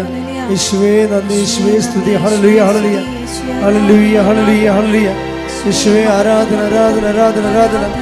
മർക്കോസ് 9:41. മർക്കോസ് 9:41. നിങ്ങൾ ക്രിസ്തുവിനുള്ളവരാകയാൽ നിങ്ങൾ ക്രിസ്തുവിനുള്ളവരാകയാൽ അവന്റെ നാമത്തിൽ ആരെങ്കിലും നിങ്ങൾക്ക് ഒരു പാത്രം വെള്ളം കുടിക്കാൻ തന്നാൽ അവന് പ്രതിഫലം ലഭിക്കാതിരിക്കുകയില്ല എന്ന് ഞാൻ നിങ്ങളോട് പറയുന്നു. അപ്പോൾ ഇത് ഞങ്ങളെപ്പോഴും എനിക്കിതിൻ്റെ ഗുഡൻസ് ഏറെക്കുറെ അറിയാവുന്നതുകൊണ്ട് ഞാൻ എപ്പോഴും ഉടമ്പടി ഭയങ്കര കാർക്കശ്യം കാണിക്കും. ഇവിടെയൊക്കെ ഭയങ്കര ബഹളമായിരിക്കും ചില സമയത്ത്. കുമ്പസാരമില്ല, കുർബാനയില്ല, എന്നിട്ട് കാര്യം കാണാൻ വേണ്ടി മാത്രം പറ്റിപ്പഴപ്പിന് വേണ്ടി ദൈവത്തിനെ ദുർവിനിയോഗിക്കാൻ വരും. അതൊക്കെ ഭയങ്കര പടയിരിക്കും. പട കഴിഞ്ഞിട്ട് ഞാൻ പോകും. ഞാൻ പിന്നെ അടുത്ത കാര്യം ഈ അടുത്ത ആളിനെ അത് ബാധിക്കരുതില്ല. അതുകൊണ്ട് ഞാൻ ഇന്ന് പോയി വരുന്ന പ്രാർത്ഥിച്ചിട്ട് തിരിച്ചു വരും. കാര്യം ഈ സാധനത്തോട് നമുക്കൊന്നും നടക്കത്തില്ല. കാര്യം അവർ ദൈവത്തെ ദുരുപയോഗിക്കാൻ വേണ്ടി ഭൗതികമായ ആനുകൂല്യങ്ങൾക്ക് വേണ്ടി മാത്രം തന്നെയാണ്. അവർക്ക് ദൈവത്തെ വേണ്ട, ദൈവത്തിൻ്റെ ആനുകൂല്യങ്ങൾ മാത്രം മതി. അപ്പം അങ്ങനെ ഒരു വർഗമുണ്ട്. ദൈവത്തെ അവർക്ക് വേണ്ട, പിന്നെ എന്ത് വേണം? ദൈവത്തിൻ്റെ ആനുകൂല്യം വേണം. അതാണ് വിഷയം. അവനെ ഒരിക്കൽ ക്രിസ്തീയ വിശ്വാസം ഉപേക്ഷിച്ചവരൊന്നും ഞാൻ മോണിറ്റർ ചെയ്യത്തില്ല. കാര്യം ക്രിസ്തീയ വിശ്വാസം കർത്താവ് വിശുദ്ധമായ രക്തത്താൽ അവൻ്റെ രക്തം കൊടുത്ത് വീണ്ടെടുത്തിട്ട് ദൈവം സൗജന്യ ദാനമായിട്ട് നൽകിയതാണത്. ആരെങ്കിലും കണ്ണി കാണുന്നതിനെ കണ്ടപ്പോൾ തന്നെ ഈ വിശ്വാസം നഷ്ടപ്പെടുത്തിക്കൊണ്ട് അവൻ്റെ പുറകെ പോയിട്ട് നാളെ ഇവിടെ വന്ന് സാക്ഷ്യം പറയാൻ പറഞ്ഞാൽ ഐ വിൽ നോട്ട് അലവ്. എന്താ അലവ്? അക്രൈസ്തവർ വരുമ്പോൾ ഞാൻ അക്സെപ്റ്റ് ചെയ്യും. പക്ഷേ വിശ്വാസം കിട്ടിയവൻ ഒരിക്കൽ ആ വിശ്വാസം ഏതെങ്കിലും മാംസളമായ കാര്യം കുറച്ചുകൂടി കൊള്ളാവുന്നൊരു മാംസത്തെ കണ്ടപ്പോൾ, കുറച്ച് കൊള്ളാവുന്ന ജോലിയുള്ളവനെ കണ്ടപ്പോൾ ക്രിസ്തീയ വിശ്വാസം നഷ്ടപ്പെടുത്തിയിട്ടുള്ള ആൾക്കാരുണ്ട്. അവരെ സംബന്ധിച്ചിടത്തോളം അടുത്തറയ്ക്കാനും സമ്മതിക്കത്തില്ല. എന്താ കാര്യം? അവർക്ക് അനുതാപം ഉണ്ടാകണം. വേറെ ഒരു വഴി അവിടെ മുമ്പിലില്ല. അവർക്ക് ഈ വിഷയത്തെക്കുറിച്ച് തങ്ങൾ ആത്മാവിനും അതായത് അവിടെ രക്തത്തിൽ പെടുന്ന കുഞ്ഞുങ്ങളെ വിശ്വാസം വളർത്താൻ അവർക്ക് കഴിഞ്ഞിട്ടില്ല. അതിനുള്ള സാഹചര്യം ഒരുക്കാരൊക്കെ പറ്റിയിട്ടില്ല. അതുകൊണ്ട് തന്നെ അവർക്ക് ആധ്യാത്മികമായ ബാധ്യതയുണ്ട്. എന്ന് വെച്ചാൽ അവർ രക്ഷപ്പെടത്തിലൊന്നും ഞാൻ പറയത്തില്ല. പക്ഷെ അവർക്ക് എന്ത് ചെയ്യണം? അവർക്ക് ഈ വിഷയത്തെക്കുറിച്ച് അനുതാപം ഉണ്ടാകണം. കാര്യം ഞാൻ ഒരിക്കൽ പ്രകാശം ലഭിച്ച ആളാണ്. ഞാൻ ഒരിക്കൽ പ്രകാശം ലഭിച്ച ഒരാളാണ് ഞാൻ. ആ പ്രകാശത്തെ ഞാൻ നഷ്ടപ്പെടുത്തി. എന്താണ്? ഒരു ലൈൻ അടിച്ച് ലവ് അടിച്ച് അവരെ കണ്ടപ്പോൾ കർത്താവിനെ അവൻ മറന്നു. അപ്പോൾ നിങ്ങൾ പറയും, ഞാൻ കർത്താവിനൊന്നും മറന്നിട്ടില്ല, ഞാനിപ്പോഴും പ്രാർത്ഥിക്കുന്നുണ്ട്. നിങ്ങളറിയാമല്ലോ, നിങ്ങളുടെ രക്തത്തിൽ പെടുന്ന കുഞ്ഞിനെ, വിവാഹത്തിലുണ്ടാകുന്ന കുഞ്ഞുങ്ങളെ പുണ്യപൂർണ്ണം വളർത്താൻ വേണ്ടിയാണ് വിവാഹം സഭയിൽ സ്ഥാപിച്ചിരിക്കുന്നത്. നിങ്ങളുടെ കുഞ്ഞുങ്ങളെ വിശ്വാസത്തെ വളർത്താൻ പറ്റാത്തൊരു സാഹചര്യമാണ് മുന്നിൽ കണ്ടതെന്നുണ്ടെങ്കിൽ നിങ്ങൾക്കൊരു തീരുമാനം എടുക്കണം. ഒന്നുകിൽ നിത്യത അല്ലെങ്കിൽ അനുദിന ജീവിതം. നിങ്ങൾ അനുദിന ജീവിതത്തിന് നിത്യതയ്ക്കുള്ള പ്രാധാന്യം കൊടുത്തിട്ടുണ്ടെങ്കിൽ പിന്നെ യേശുക്രിസ്തു മുമ്പിൽ വരാൻ നിങ്ങൾക്ക് എന്താണ് കാരുണ്യം? പിന്നെ വയറ്റിപ്പഴപ്പിനോ? അത് നിങ്ങൾ വാങ്ങിച്ചുകൊണ്ട് പോയിക്കോളൂ. അതുകൊണ്ട് ഐ വിൽ നോട്ട് അലവ്. അത് എപ്പോഴും ശ്രദ്ധിക്കണം. നിങ്ങൾക്ക് ജീവിതകാലം മുഴുവൻ ഈ വിഷയത്തെക്കുറിച്ച് കർത്താവ് നൽകിയ ചൈതന്യം, കർത്താവ് നൽകിയിട്ടുള്ള വിശ്വാസം പാരമ്പര്യമായിട്ട് കിട്ടിയാലും ദൈവത്തിൻ്റെ അനന്തമായ കാരുണ്യം കൊണ്ടല്ല കിട്ടിയത്. അപ്പോൾ കുറച്ചുകൂടി അതിനോട് നമ്മൾ കഷ്ടപ്പെട്ടിട്ടല്ല, നമുക്ക് സൗജന്യമായിട്ട് ദൈവം ദാനം തന്നിട്ടുണ്ടെങ്കിൽ, ക്രൈസ്തവ മാതാപിതാക്കന്മാരെന്ന നിലയിൽ അവരിൽ നിന്ന് നമ്മൾ ജനിച്ചത് കൊണ്ടാണ് നമുക്ക് വിശ്വാസം കിട്ടിയിട്ടുണ്ടെങ്കിൽ ആ വിശ്വാസത്തിന് നമ്മൾ കഷ്ടപ്പെട്ട് നേടിച്ച വിശ്വാസത്തെക്കാൾ വിലയുള്ളതാണ്. എന്താ കാരണം? ദൈവം അത് നമുക്ക് സൗജന്യ ദാനമായി തന്നിട്ടുണ്ടെങ്കിൽ ആ സൗജന്യ ദാനത്തിന് ദൈവത്തിൻ്റെ 100% ദൈവത്തിൻ്റെ കൃപയാണ് എൻ്റെ വിശ്വാസം എന്ന് മനസ്സിലാക്കിയാൽ ആ വിശ്വാസത്തിന് മാനിച്ചുകൊണ്ട് ജീവിക്കാൻ ഞാൻ ബാധ്യതയുള്ളവനാണ്. അഥവാ എനിക്കത് ബാധ്യതയില്ല എങ്കിൽ, ഞാൻ ഇട്ടെറിഞ്ഞ് പോയിട്ടുണ്ടെങ്കിൽ, നിങ്ങൾ എറിഞ്ഞു കളഞ്ഞിരിക്കണം നിങ്ങളുടെ നിത്യതയും നിങ്ങളുടെ ആത്മാവിനുമാണെന്നുള്ള ബോധ്യം ഉണ്ടാകണം. അതേക്കുറിച്ച് നിങ്ങൾ അനുതപിക്കണം. ശ്രദ്ധിക്കട്ടെ. ഹല്ലേലൂയ, ഹല്ലേലൂയ, ഹല്ലേലൂയ, ഹല്ലേലൂയ, ഹല്ലേലൂയ. ആരാധന, ഹല്ലേലൂയ, ഹല്ലേലൂയ, ആരാധന, ഹല്ലേലൂയ, ഹല്ലേലൂയ. ദൈവകൃപ ജീവിതത്തിൽ ഏർപ്പെട്ടിരിക്കുന്ന മക്കൾക്ക് ആഴമായ അനുതാപം ഈ നോമ്പുകാലത്ത് നൽകണമേ. അലിവു തോന്നണേ, പാപിയാണു ഞാൻ നാഥ, പാപിയാണു ഞാൻ. കരുണ തോന്നണേ എന്നിൽ, അലിവു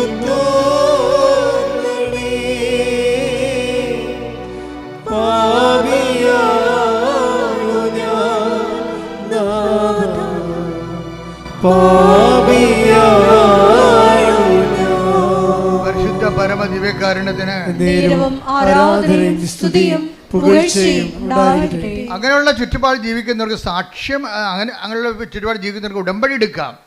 കാര്യം ഉടമ്പടിയിൽ അനുതാപത്തിൻ്റെ കണ്ടന്റ് ഉണ്ട്. അതുകൊണ്ടാണ് അങ്ങനെയുള്ള ചുറ്റുപാട് ജീവിക്കുന്നവർക്ക് ഉടമ്പടി എടുക്കാൻ ഞാൻ അനുവദിച്ചിട്ടുണ്ട്.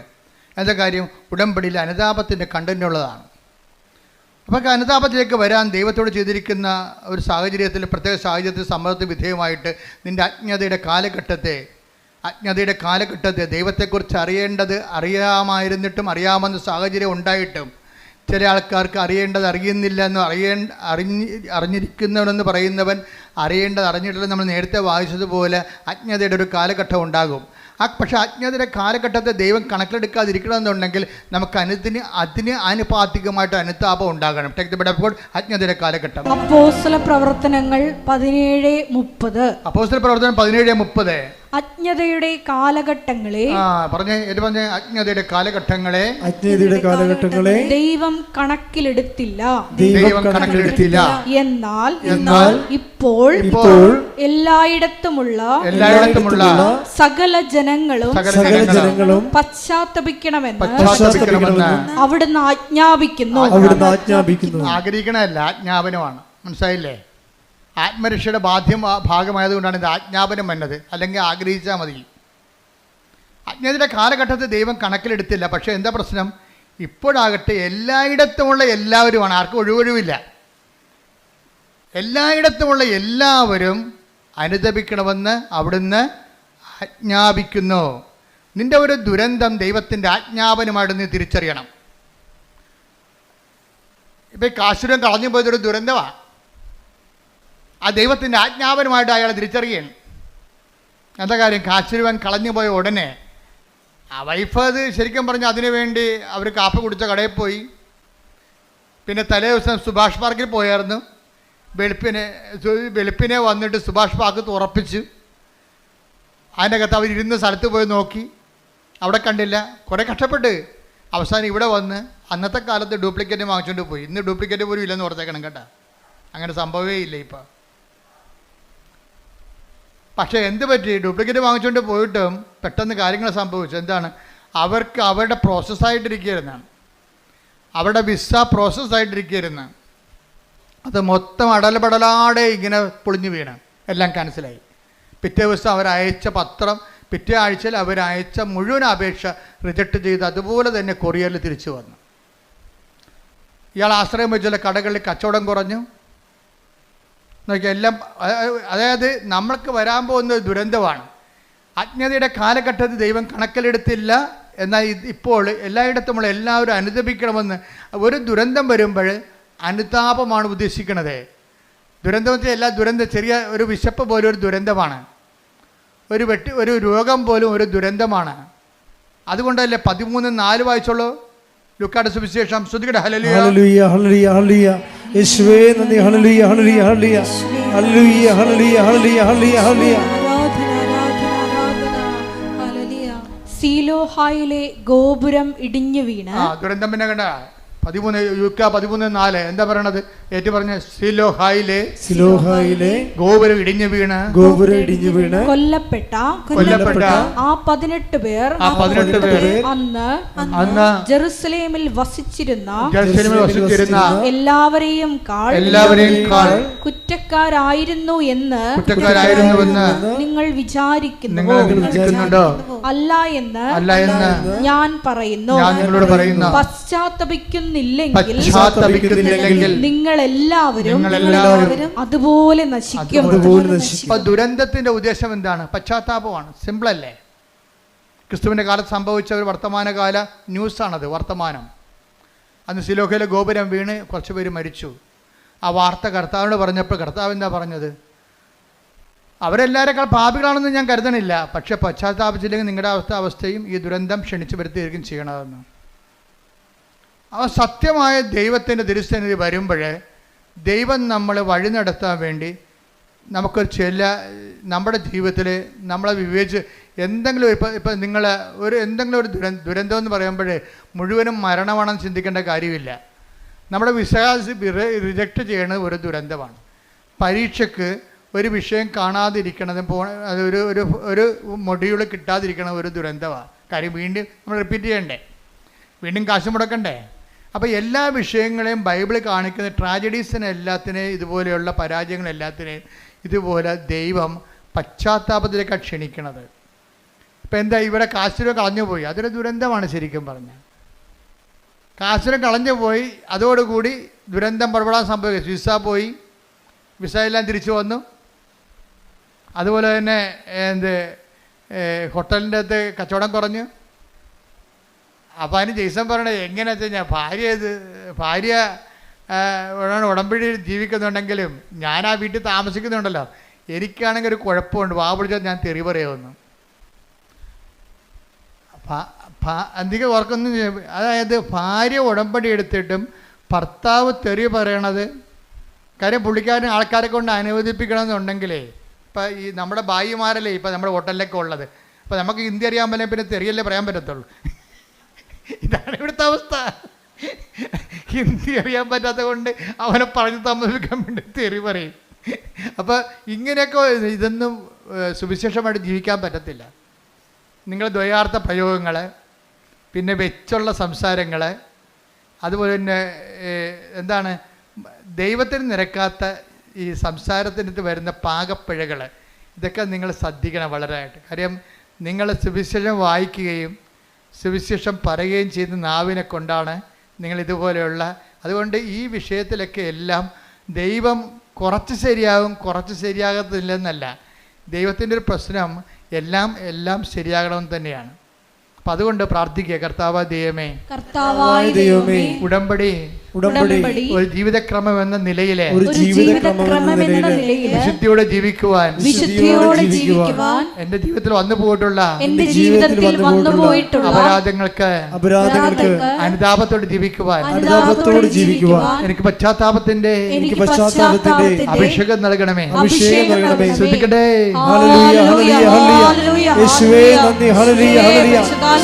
സ്വീകരിക്കുവാൻ ആഴമായ അനുതാപം നൽകണമേ. Hallelujah, hallelujah.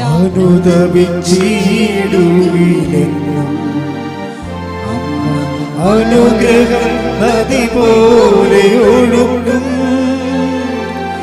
അനുദപിച്ചിടുകയിലെന്നും അനുഗ്രഹം നദി പോലെ ഒഴുകും.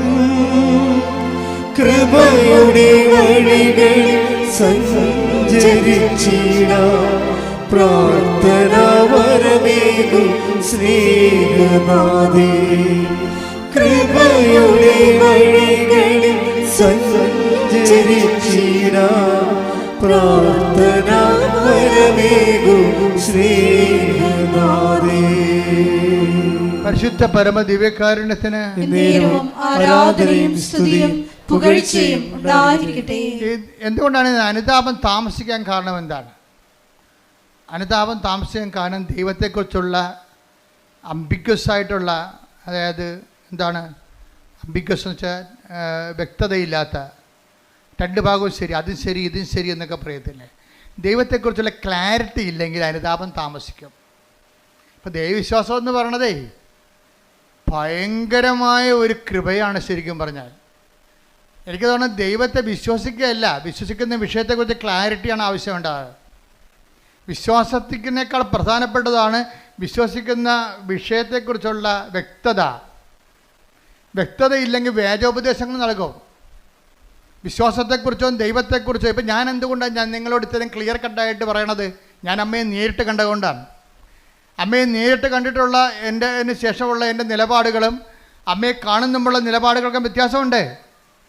നേരത്തെ കാണുന്നതിന് മുമ്പ് ആൾക്കാരെ കോംപ്രമൈസ് ചെയ്താണ് ഞാൻ സംസാരിച്ചുകൊണ്ടിരുന്നത്. അതിനെക്കുറിച്ച് ഇരിക്കുന്ന പശ്ചാത്താപമുണ്ട്. അതായത് ദൈവത്തെക്കുറിച്ച് വ്യക്തതയില്ലെന്നുണ്ടെങ്കിൽ ആൾക്കാർ ഒത്തുതീർപ്പിന് വിധേയമാകും. അതും ശരി, ആ മതവും ശരി, ഈ മതവും ശരി, അവർ കാണിക്കണത് ശരി, ഇവർ കാണിക്കണത് ശരി. ആൾക്കാർക്ക് ദൈവത്തെക്കാൾ പ്രാധാന്യം കൊടുക്കും. മാധ്യമങ്ങളിലൂടെയൊക്കെ എന്തുമാത്രം പ്ലീസിങ് ആയിട്ടുള്ള കാര്യങ്ങളാണ് മാധ്യമം പ്രാധാന്യം കൊടുക്കുന്നത്. അതിനുവേണ്ടി ഞാൻ ദൈവത്തെ പോലും വിറ്റിട്ട് ജനങ്ങളുടെ കൂടെ കൂടും. ഇത് ദൈവത്തെക്കുറിച്ച് വ്യക്തതയില്ലാത്തതിൻ്റെ ലക്ഷണമാണിത്.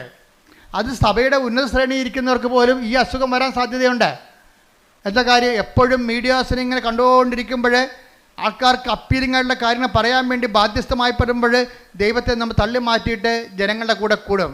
ഇതെല്ലാം പറ്റും. വിശ്വാസത്തിൽ ഡൈലൂഷൻ ആകുകയും ചെയ്യും, വ്യക്തത കുറഞ്ഞു പോവുകയും ചെയ്യും, അനുതാപം താമസിക്കുകയും ചെയ്യും. പ്രാർത്ഥിക്കുക, കർത്താവായ ദൈവമേ, വിശ്വാസത്തിൽ വ്യക്തത വരികയും അനുതാപത്തിലെ കൃത്യത ഉണ്ടാകുവാൻ എന്നെ സഹായിക്കണമേ, എന്നെ അനുഗ്രഹിക്കണമേ. ശ്രദ്ധിക്കട്ടെ.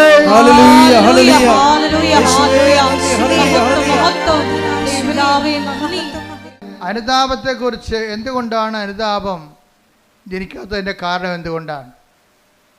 അതിൻ്റെ ഒരു കാരണം ദൈവത്തെക്കുറിച്ച് വ്യക്തതയില്ലാത്തത് കൊണ്ടും വിശ്വസിക്കുന്ന കാര്യത്തെക്കുറിച്ച് കൃത്യതയില്ലാത്തത് കൊണ്ടാണ്. രണ്ടാമത്തേത് എന്തുകൊണ്ടാണ്? ദൈവത്തെ മാറ്റി നിർത്തിക്കൊണ്ടൊരു സ്നേഹം. ഇപ്പം നമ്മൾ സ്നേഹത്തിൻ്റെ ഒരു കുഴപ്പമുണ്ട്. സ്നേഹത്തിന് ഒരു കുഴപ്പമുണ്ട്. സ്നേഹം ഏറ്റവും നല്ലതാണ്, പക്ഷേ എല്ലാ കുഴപ്പം പിടിച്ച സംഭവമാണ്. സ്നേഹം ഇങ്ങോട്ട് വന്നു കഴിഞ്ഞാൽ ചിലർക്ക് സ്നേഹത്തിന് ഓവർ പ്രാധാന്യം വരും. അപ്പം വിവേചനം നഷ്ടപ്പെടും. പൗലോസ് അപ്പോസ്തലനെ പോലും വഴിതെറ്റിച്ചൊരു സംഭവമാണത്. തിമോത്തിയോട് പുള്ളിക്ക് ഭയങ്കര ഇഷ്ടമായിരുന്നു. തിമോത്തിക്ക് ഭയങ്കര വയറുവേദനയായിരുന്നു. അപ്പോൾ ഒരു പ്രാവശ്യം തിമോത്തിയോട് പറഞ്ഞേടാ, വയറുവേദന കൊണ്ട് സഹിക്കാൻ പറ്റണില്ല എന്നൊക്കെ പറഞ്ഞ് പുള്ളിക്കും വയറുവേദന ഉണ്ടായിരുന്ന ആളാണ് ഈ പൗലോസ് അപ്പോസ്തലന്. ആൾസറൊക്കെ ഉണ്ടായിരുന്ന ആളാണ്. അപ്പോൾ ഈ വേദന, തിമോത്തിയുടെ വേദന പുള്ളിക്ക് മനസ്സിലാകും.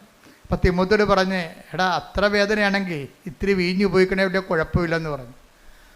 അതാണ് ഇപ്പോൾ വെള്ളം അടിക്കണവന്മാരെല്ലാം പറയണം. പൗലോസ് അപ്പോസ്തലൻ പറഞ്ഞിട്ടുണ്ട് വെള്ളം അടിക്കാമെന്ന്. അത് ഒരു ഇത്തിരി സ്നേഹം കൊണ്ട് ഒരു സാധനം പെശകി വീണത്, ഒരു കോംപ്രമൈസ്, ഒത്തുതീർപ്പ് കാണിച്ചതാണ്. എവിടെയെങ്കിലും ഒത്തുതീർപ്പ് വന്നു കഴിഞ്ഞാൽ പിശാച് അത് കൃത്യമായിട്ട് മുതലെടുക്കും. അതുകൊണ്ടാണ് മറ്റുള്ളവർക്ക് അംബികസ് ഉണ്ടാക്കരുതെന്ന് പറഞ്ഞതിൻ്റെ കാരണം. എവിടെയെങ്കിലും ഒരു ഒത്തുതീർപ്പ് വന്നാൽ പിശാച് തന്ത്രപരമായിട്ട് നമ്മളത് ഉപയോഗിക്കുകയും ചെയ്യും, മുതലെടുക്കുകയും ചെയ്യും. അതുകൊണ്ട് തന്നെ ഈ വ്യക്തിതയിൽ നിങ്ങൾ സ്നേഹം കൂടുമ്പോൾ ആ സ്നേഹം കർത്താവ് പറയും എന്താണ്, എല്ലാത്തിനുപരിയായി ദൈവത്തെ, അതാണ് വിഷയം പറയണത്. അതുകൊണ്ട് കൽപ്പന വെച്ച് സെസ് ചെയ്യണതിൻ്റെ കാരണം അതാണ്. എന്നെക്കാൾ ഉപരി സ്വന്തം ഭാര്യയെ സ്നേഹിക്കുന്നവൻ ഐ ഡോണ്ട് വാണ്ട്. എന്തുകൊണ്ടാണ്? ഈശോയ്ക്ക് ആ വിഷയത്തിൽ കൃത്യതയുണ്ട്. കർത്താവ് അങ്ങനെ പറയാമോ? ഈശോയെ നീ തന്നെയല്ലേ പറഞ്ഞത് ഒരു ശരീരമാണെന്ന് നീയല്ലേ തന്നെ പറഞ്ഞതേ. എന്നിട്ട് ഇപ്പം എന്താ പറയണത്? എന്നേക്കാൾ ഉപരി ഈ ഒരു ശരീരത്തിൻ്റെ പേരിൽ സ്നേഹിക്കാൻ പോയാൽ ദൈവത്തെ മാറ്റി നിർത്തിക്കൊണ്ട് വൈഫിനെയോ ഭർത്താവിനെ സ്നേഹിച്ചാൽ ഐ ഡോണ്ട് വാണ്ട് എന്ന് വെച്ച് കഴിഞ്ഞാൽ എന്താ കർത്താവ്? ദൈവത്തിന് ഒന്നാം സ്ഥാനം കൊടുക്കുന്നില്ലെങ്കിൽ നിൻ്റെ സ്നേഹങ്ങളെല്ലാം ശരിക്കും ചോദ്യചിഹ്നമായിട്ട് മാറും. നിസ്സാര കാര്യമല്ല ഇത്. Take the word of God. സ്തുതിക്കട്ടെ. ഹല്ലേലൂയ ഹല്ലേലൂയ ഹല്ലേലൂയ ഹല്ലേലൂയ. യേശുവേ നന്ദി. ഹല്ലേലൂയ ഹല്ലേലൂയ. മത്തായി 10:37 എന്നേക്കാൾ അധികം പിതാവിനെയോ മാതാവിനെയോ സ്നേഹിക്കുന്നവൻ എനിക്ക് യോഗ്യനല്ല.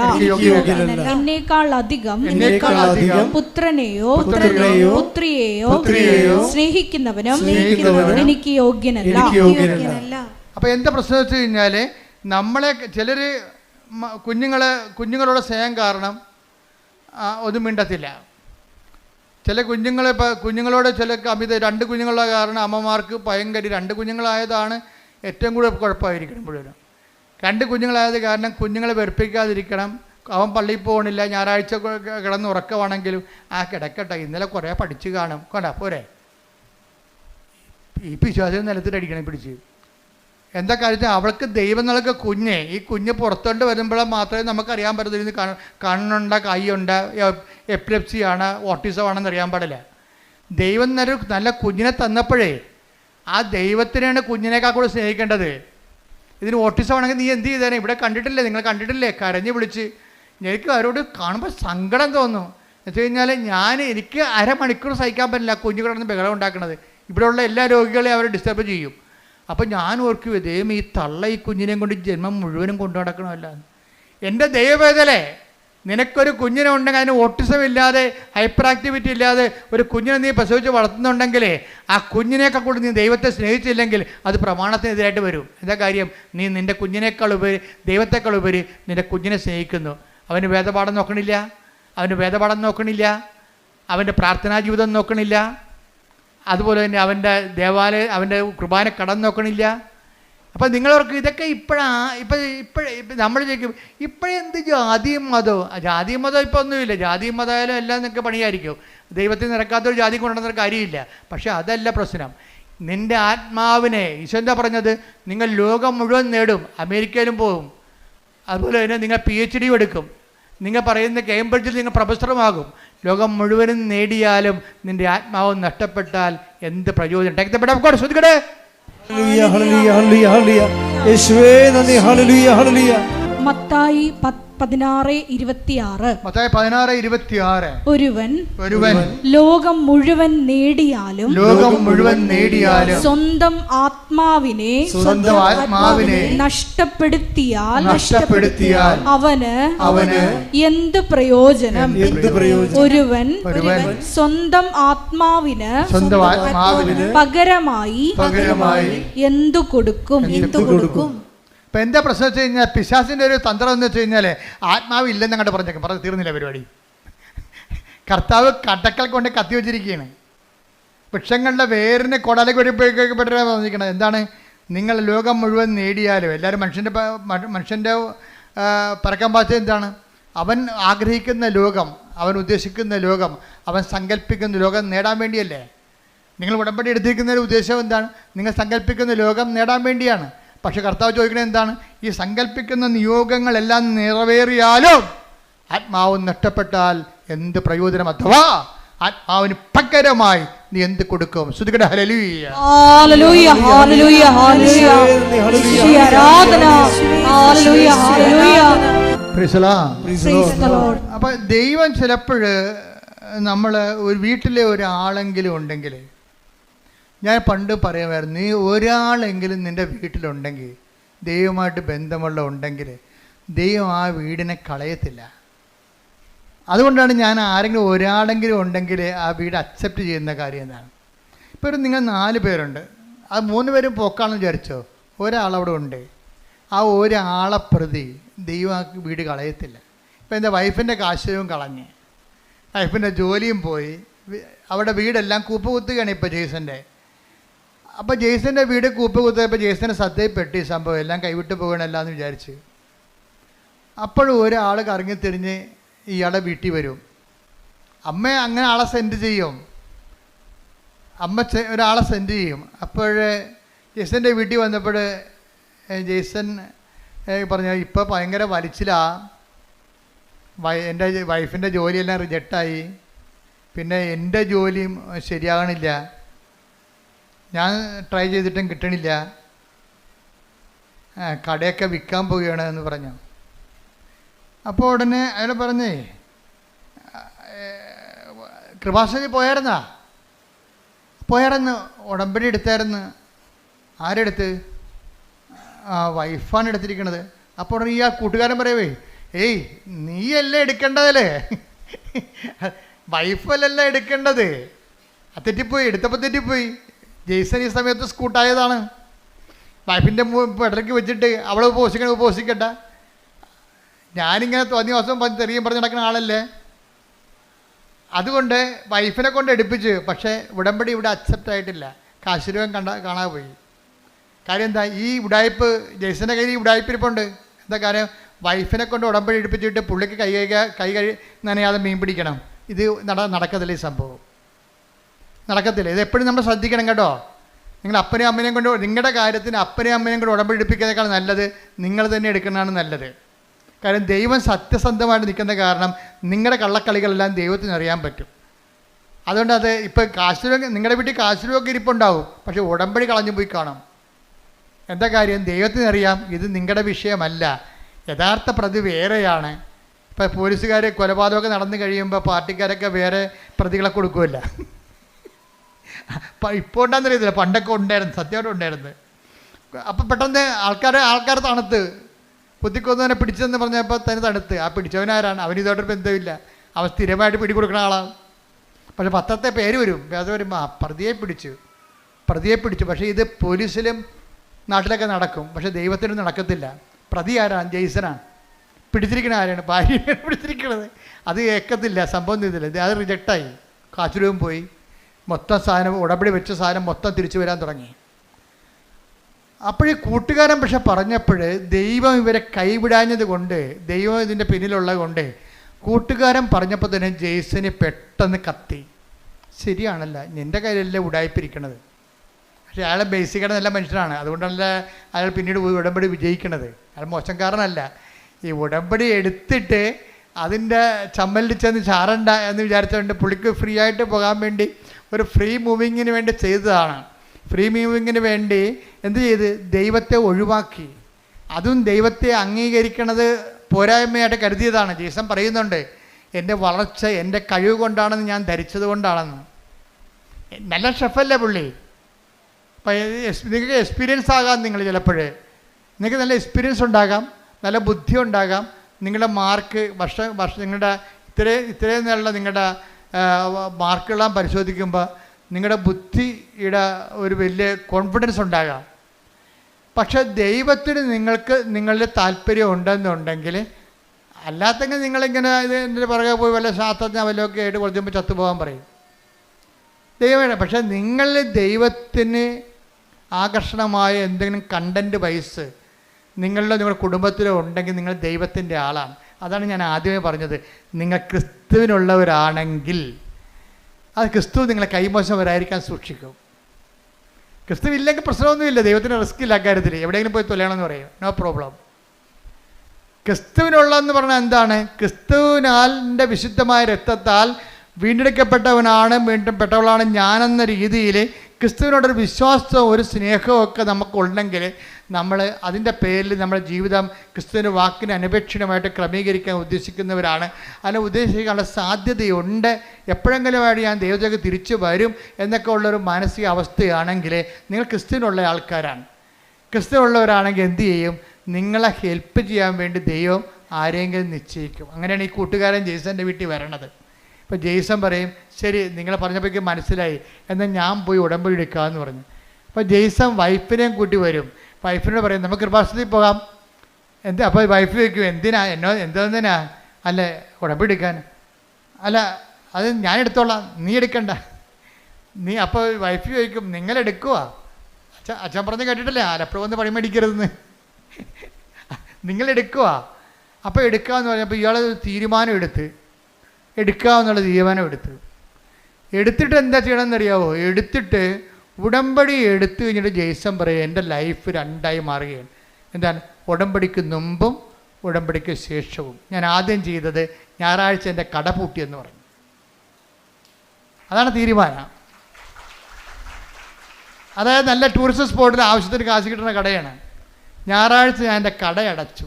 അതിൽ നിന്ന് കിട്ടുന്ന പൊന്നാണെങ്കിലും വേണ്ടെന്ന് വെച്ചു. അപ്പോൾ തന്നെ തീരുമാനം കറക്റ്റായില്ലേ? അപ്പോൾ എന്താ പ്രശ്നം വെച്ചാൽ ദൈവത്തിനെ ബോധ്യപ്പെടുത്തുകയാണ് നമ്മുടെ ഉദ്ദേശം. എനിക്ക് ഞായറാഴ്ച നിൻ്റെ കുർബാനയും അതുപോലെ തന്നെ നിൻ്റെ ശുശ്രൂഷകളും മുടങ്ങിയിട്ട് ഉണ്ടാക്കുന്ന കാശ് എനിക്ക് വേണ്ട, എനിക്ക് കിട്ടുന്ന സമ്പത്തിനേക്കാൾ വലുതാണ് നീ എന്നുള്ള രീതിയിൽ ദൈവത്തിനൊരു വിശ്വാസത്തിലെടുത്ത് ഞാൻ കഴിഞ്ഞ ദിവസങ്ങളിൽ നിങ്ങളുടെ ഈ ലിവിങ് ബ്രെഡിൽ പറഞ്ഞായിരുന്നു, ഡെയിലി ബ്രെഡിൽ എന്താണ് ദൈവവിശ്വാസ ജീവിതത്തിൻ്റെ റിസ്ക് എന്താണ്? ഒന്നാമത്തെ റിസ്ക് എന്ന് പറയുന്നത് നമ്മൾ ദൈവത്തിൽ വിശ്വസിക്കുന്നു എന്നുള്ളത് ദൈവത്തെ വിശ്വസിപ്പിച്ചെടുക്കുന്നതാണ് റിസ്ക്. മനസ്സിലായില്ലേ? ദൈവവിശ്വാസ ജീവിതത്തിൻ്റെ റിസ്ക് എന്താണ്? നമ്മൾ ദൈവത്തിൽ വിശ്വസിക്കുന്നു എന്നുള്ളത് ആദ്യം എന്ത് ചെയ്യണം? ദൈവത്തെ വിശ്വസിപ്പിച്ചെടുക്കണം. ഇത് നിങ്ങൾ ട്രൈ ചെയ്യുകയാണെങ്കിൽ എന്താ കാര്യം വെച്ചാൽ ദൈവത്തിൻ്റെ ഒരു മൈൻഡ് സെറ്റ് ഞാൻ മനസ്സിലാക്കിയെടുത്തോളൂ, മനുഷ്യന്മാരുടെ വിശ്വാസത്തിൽ വിശ്വാസമില്ലാത്ത ആളാണ്. യോഹന്നാൻ 2:24 എടുത്ത് ശ്രുതിക്കട്ടെ. ഹല്ലേലൂയ ഹല്ലേലൂയ ഹല്ലേലൂയ ഹല്ലേലൂയ. യേശുവേ നന്ദി, യേശുവേ സ്തുതി. ഹല്ലേലൂയ ഹല്ലേലൂയ. യോഹന്നാൻ 2:24. യോഹന്നാൻ 2:24. യേശുവാകട്ടെ അവരിൽ വിശ്വസിച്ചില്ല. കാരണം അവൻ അവരെയെല്ലാം അറിഞ്ഞിരുന്നു. ഇതാണ് കുഴപ്പം. ഈ കുഴപ്പം കിടക്കുന്ന കാലം നമ്മൾ തലകുത്തി മറിഞ്ഞാലും ദൈവം ഏക്കത്തില്ല. നമ്മൾ എങ്ങനെ വിശ്വസിക്കണമെന്ന് പറഞ്ഞാലും ഇനി ഉമ്പ് കളിച്ച് ദൈവത്തിനടുത്ത് ചെന്നാലും ഉരുളി നേർച്ച നടന്നാലും പറയും ഞാൻ അക്സെപ്റ്റ് ചെയ്യണില്ലെന്ന് പറയും. ഇതിൻ്റെ ദൈവവിശ്വാസ ജീവിതത്തിൽ ഏറ്റവും വലിയ റിസ്ക് എന്ന് പറയണത് നമ്മൾ ദൈവത്തെ വിശ്വസിക്കുന്നു എന്നുള്ളത് ദൈവത്തെ വിശ്വസിപ്പിച്ചെടുക്കുകയാണ്. അതാണ് ഇതിനകത്ത് ഏറ്റവും വലിയ റിസ്ക് ഞാൻ നോക്കിയിട്ട് കാണുന്നത്. ജെയ്സൺ ഈ റിസ്കിൽ ആദ്യഘട്ടം വിജയിക്കുകയാണ്. എന്താണ്? കട പൂട്ടി. ഞായറാഴ്ച കടവുള്ള ദിവസങ്ങളിലും കർത്താവിൻ്റെ ദിവസമായിട്ട് ആചരിക്കേണ്ടതല്ലേ, അതുകൊണ്ട് ആ ലാഭം വേണ്ടെന്ന് അവൻ തീരുമാനിച്ചു. അപ്പോൾ തന്നെ ആദ്യത്തെ ഇൻസ്റ്റാൾമെൻറ്റായി ദൈവത്തെ നമ്മുടെ വിശ്വാസത്തിൽ എടുക്കുന്നതിൽ ആദ്യത്തെ ഇൻസ്റ്റാൾമെൻറ്റായി. കാര്യം നമ്മൾ കോൺക്രീറ്റായിട്ട് ആ വിഷയത്തിലൊരു സ്റ്റെപ്പ് എടുത്തല്ല, ഡെഫിനിറ്റ് സ്റ്റെപ്പ് എന്ന് പറയും. Concrete and definite step. ദൈവത്തെ വിശ്വസിപ്പിക്കുന്നതിൽ കഴിഞ്ഞ ദിവസങ്ങളിൽ ഞാൻ പറഞ്ഞപ്പോൾ എനിക്ക് ഏറ്റവും ഇഷ്ടപ്പെട്ടത് ലിവിങ് ബ്രെഡ് നിങ്ങൾ കാണുന്നില്ലേ, എല്ലാ ദിവസവും ഉണ്ട്. അച്ഛൻ്റെ കൂടെ പ്രത്യക്ഷിക്കുന്ന പ്രാർത്ഥന ചെല്ലാനുള്ളൊരു അവസരമാണത്. ആ ഡെയിലി ബ്രെഡ് അതാ ദിവസത്തുള്ള വിഷയങ്ങൾ സമർപ്പിച്ച് പ്രാർത്ഥിക്കും. ഇപ്പം ജെയ്സൺ തന്നെ ഒരു ദിവസം രാവിലെ എഴുന്നേറ്റപ്പോൾ രാത്രി കിടന്നപ്പോൾ അദ്ദേഹം പറഞ്ഞു, നാളെ ഇൻ്റർവ്യൂ ആണ്, അച്ഛൻ്റെ ഡെയിലി ബ്രെഡ് അനുഗ്രഹ പ്രാർത്ഥന കണ്ടുകൊണ്ട് ഞാൻ വരും, എനിക്ക് വേറെ ആസ്തിയൊന്നുമില്ല. ഡൽഹിയിലാണ് ഇൻ്റർവ്യൂ, ഷെഫിൻ്റെ ഇൻ്റർവ്യൂ. അപ്പോൾ അദ്ദേഹം മനസ്സിൽ തീരുമാനിക്കുകയാണ്, അച്ഛൻ്റെ ഡെയിലി ബ്രെഡ് കണ്ടുകൊണ്ട് ഞാൻ വരും, എനിക്ക് വേറെ ആസ്തിയൊന്നുമില്ല, ആ അനുഗ്രഹത്തിലാണ് ഞാൻ വന്നത്, നീ എന്നെ അനുഗ്രഹിക്കണം, എൻ്റെ ജീവിതം ഈ രീതിയിലാണ് ഇപ്പോൾ പോണതെന്ന് പറഞ്ഞു. അപ്പോൾ രാവിലെ ജെയ്സൺ ഓൺ ചെയ്തപ്പോൾ തന്നെ ഞാൻ പറയുന്നുണ്ട്, ഇന്നലെ രാത്രി ഇൻ്റർവ്യൂവിന് പോകാൻ വേണ്ടി ഇന്നത്തെ ഈ പ്രാർത്ഥനയുടെ ആശീർവാദം മേടിച്ചുകൊണ്ട് പോകാൻ വേണ്ടി ദൈവത്തോട് പറഞ്ഞ ഒരാളുണ്ട്, അയാളെ ഞാൻ ഈ സമയത്ത് അനുഗ്രഹിക്കണമെന്ന് പറയും. ഇതാണ് ദൈവമേഖല എന്ന് പറയണത്. കണ്ട, ദൈവത്തിലേക്ക് വരുമ്പോൾ കാര്യങ്ങളെല്ലാം മാറണം. കണ്ടില്ലേ, രാവിലെ എഴുന്നേറ്റപ്പോൾ തന്നെ ജെയ്സൺ മുട്ട എന്നുകൊണ്ട് ഈ ലിവിങ് ബ്രെഡ് കൂടുമ്പോഴാണ് ഇൻ്റർവ്യൂവിന് പോകാൻ വേണ്ടി ആശീർവദിക്കണത്. ഇൻ്റർവ്യൂ പോകുന്ന എല്ലാവരും ആശീർവദിക്കുകയാണ്. അപ്പോൾ ജെയ്സൺ അതിനുശേഷം ഡൽഹി ഇൻ്റർവ്യൂവിന് പോവുകയാണ്. ഡൽഹിയിലാണ് ഈ സംഭവം നടക്കുന്നത്. ഇൻ്റർവ്യൂ പോകുമ്പോൾ ജെയ്സൺ പറയണത്, ഞാൻ 1.5 മണിക്കൂർ കസറിയെന്നാണ്. അവർ ഇൻ്റർനാഷണൽ ഇൻ്റർവ്യൂ ആണ്. ആദ്യത്തെ 12 മിനിറ്റ് ആദ്യത്തെ 12 പേര് ചികിത്സിക്കാന്ന് പറഞ്ഞ് ഇറങ്ങിപ്പോവുകയാണ്. അവരാരും എടുത്തില്ല. സംസാരിക്കാൻ പോലും 2-3 പ്രാവശ്യം സംസാരിച്ച് അവരെല്ലാം 5-6 പേര് ഇൻ്റർവ്യൂ ഇരിക്കും. ഇൻ്റർനാഷണൽ ഇൻ്റർവ്യൂ അല്ലേ. ആദ്യത്തെ സെക്ഷനിൽ നോക്കുമ്പോൾ ആൾക്കാർ ചുരുവിരാന്ന് ഇൻ്റർവ്യൂവിന് പോകണതും കാണാൻ, ഇറങ്ങി വരുന്നതും കാണാൻ, എല്ലാം റിജക്റ്റഡ് ആണ്. ഭയങ്കര ഷാർപ്പ് ഇൻ്റർവ്യൂ ആണ്. ഞാൻ ചെന്നതിന് ശേഷം എന്നോട് അവരൊന്നും പറഞ്ഞില്ല, എന്നോട് സംസാരിക്കാൻ അനുഭവിച്ചു. ഞാൻ 1/2 മണിക്കൂർ സംസാരിച്ചെന്ന്. ചോദിക്കുന്ന എല്ലാത്തിനും മറുപടി പറഞ്ഞു. എന്നിട്ട് എല്ലാത്തിനും മറു പറയുകയും ചെയ്തും എല്ലാം കഴിഞ്ഞ് പറഞ്ഞു, യു ആർ സെലക്റ്റഡ് എന്ന്. ഹല്ലേലൂയ. അപ്പോൾ ദൈവമേഖല ഒരു മനുഷ്യൻ്റെ ജീവിതം തിരിച്ചു വന്ന കണ്ടില്ലേ, തീർന്നിട്ട് തിരിച്ചു വരികയാണ്. അപ്പം തീർന്നെന്ന് വിചാരിക്കുമ്പോൾ തീർന്നെന്നല്ല, ശരിക്കും പറഞ്ഞാൽ ദൈവത്തിലേക്കുള്ള തിരിച്ചു വരവാണ്. കൈയടിക്കട്ടെ, സ്തുതിക്കട്ടെ. ഹല്ലേലൂയ, ഹല്ലേലൂയ, ഹല്ലേലൂയ.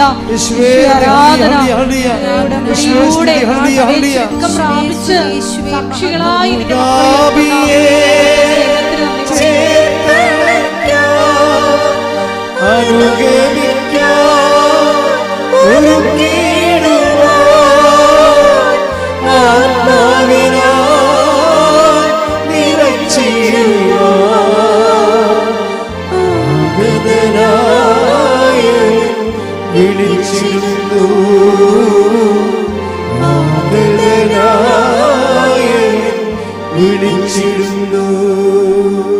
അവസാനം എന്താ ഈശോ പറഞ്ഞത്? തീർന്നെന്ന് വിചാരിക്കുമ്പോൾ, തീർന്നെന്ന് കരുതുമ്പോൾ അത് തീർന്നതല്ല, ദൈവത്തിലേക്കുള്ള തിരിച്ചു വരവാണ്. ശ്രുതിക്കട്ടെ. ഹല്ലേലൂയ.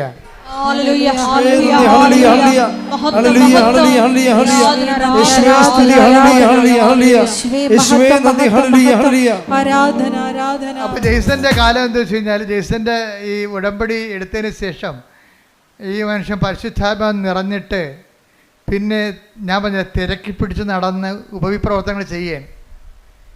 അപ്പം തിരക്കി പിടിച്ച് നടന്ന് ഉപവിപ്രവർത്തനങ്ങൾ ചെയ്യുന്ന സമയത്ത് നാട്ടുകാരും വീട്ടുകാരും ചോദിക്കും, നിനക്കെന്ത് സംഭവിച്ചെന്ന് ചോദിക്കണത്. കാര്യം നല്ല ടൂറിസ്റ്റ് സ്പോട്ടിൽ കടയും അടച്ചിട്ടിട്ട് ഇവൻ കർത്താവിൻ്റെ ജോലി ചെയ്തുകൊണ്ട് നടക്കുകയും ഈ ഞായറാഴ്ച മുഴുവനും അല്ലാത്ത ദിവസം കിട്ടുന്ന സമയത്തെല്ലാം ആ കുടുംബത്തിലുള്ള 10-20 പേരെ കൊണ്ടുവന്ന് ഉടമ്പടി എടുപ്പിച്ചു. ജെയ്സൺ പറയണത്, അവിടെ മുമ്പിൽ എനിക്ക് കിട്ടിയ അനുഗ്രഹങ്ങളല്ല സാക്ഷ്യം, ഞാൻ തന്നെയാണ് സാക്ഷ്യമെന്ന്. അതായത് എനിക്ക് കിട്ടിയ അനുഗ്രഹങ്ങൾ കണ്ടിട്ടല്ല അവർ ഉടമ്പടി എടുത്തത്, എന്താണ് എനിക്കുണ്ടായ മാറ്റം കണ്ടിട്ടാണെന്ന്. ഞാൻ തന്നെയാണ് സാക്ഷ്യമെന്ന്.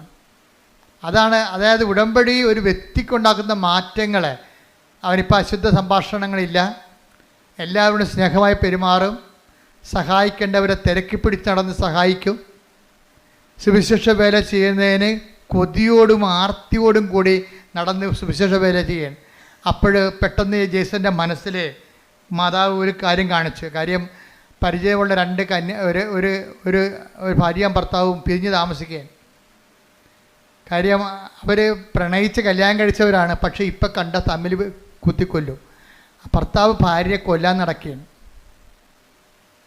അപ്പോൾ നിങ്ങൾക്ക് എപ്പോഴും ഓർത്തങ്ങനെ പ്രണയമൊക്കെ പറഞ്ഞ് ഭ്രാന്തി പിടിച്ച് നടക്കുന്ന ആൾക്കാർ ഓർക്കുക, അതിപ്പോഴത്തെ ഒരു ആവേശമാണ്.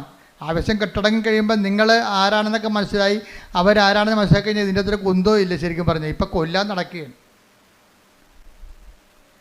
പണ്ട് അവരെ കെട്ടിക്കാത്തവരെ കൊല്ലാൻ നടന്ന പാർട്ടിയാണ് ഇപ്പം തന്നെത്താൻ തമ്മിൽ കൊല്ലാൻ നടക്കുകയാണ്. അപ്പോൾ ജെയ്സനോട് മാതാവ് പറഞ്ഞ് അവരെ ഒന്ന് പോയി കാണാൻ പറഞ്ഞു.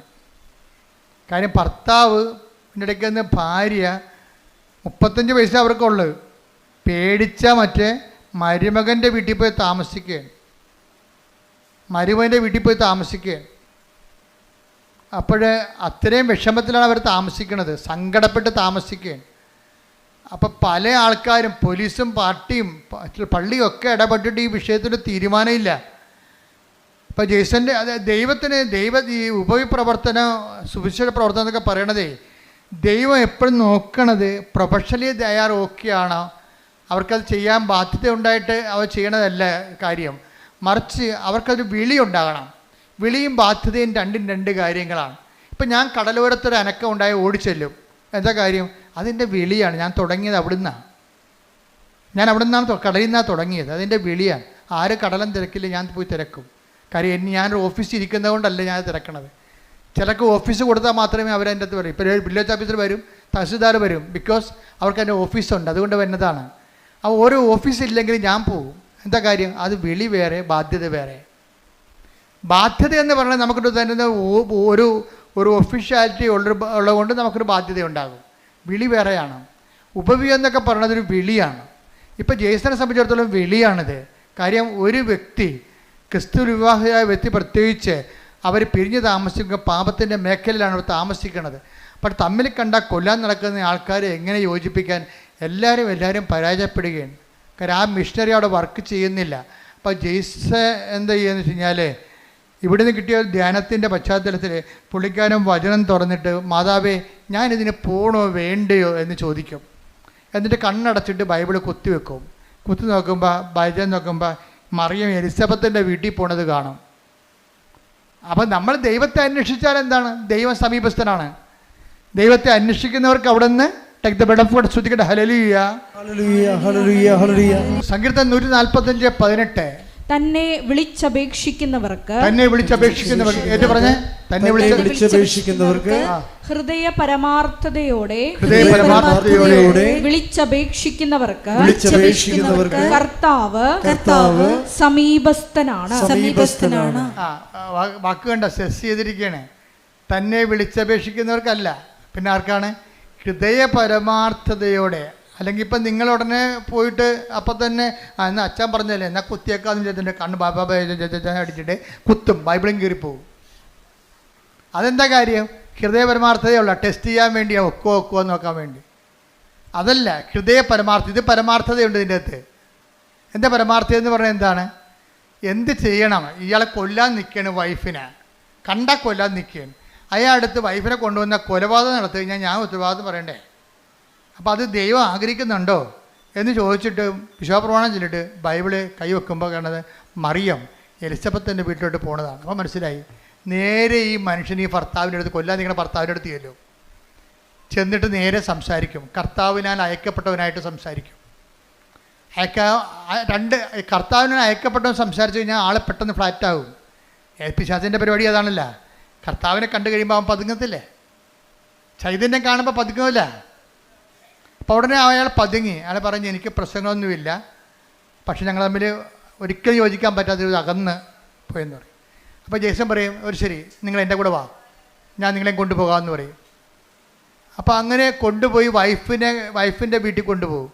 വൈഫിൻ്റെ വീട്ടിൽ കൊണ്ടുപോയി ഈ ഇത്തരം കൊല്ലാനിരിക്കണ ഭർത്താവിനെ വൈഫിൻ്റെ വീട്ടിൽ നേരത്തെ കൊണ്ടുവരികയും, വൈഫിൻ്റെ വീട്ടിലല്ല മരുമകൻ്റെ വീട്ടിൽ കൊടുക്കുകയാണ്. അപ്പോൾ മരുമകനും മകളും കൂടി പറയും, എൻ്റെ അമ്മേനെ തന്നിവിടത്തില്ലേ, അവർ കൊല്ലുമെന്ന് പറയും.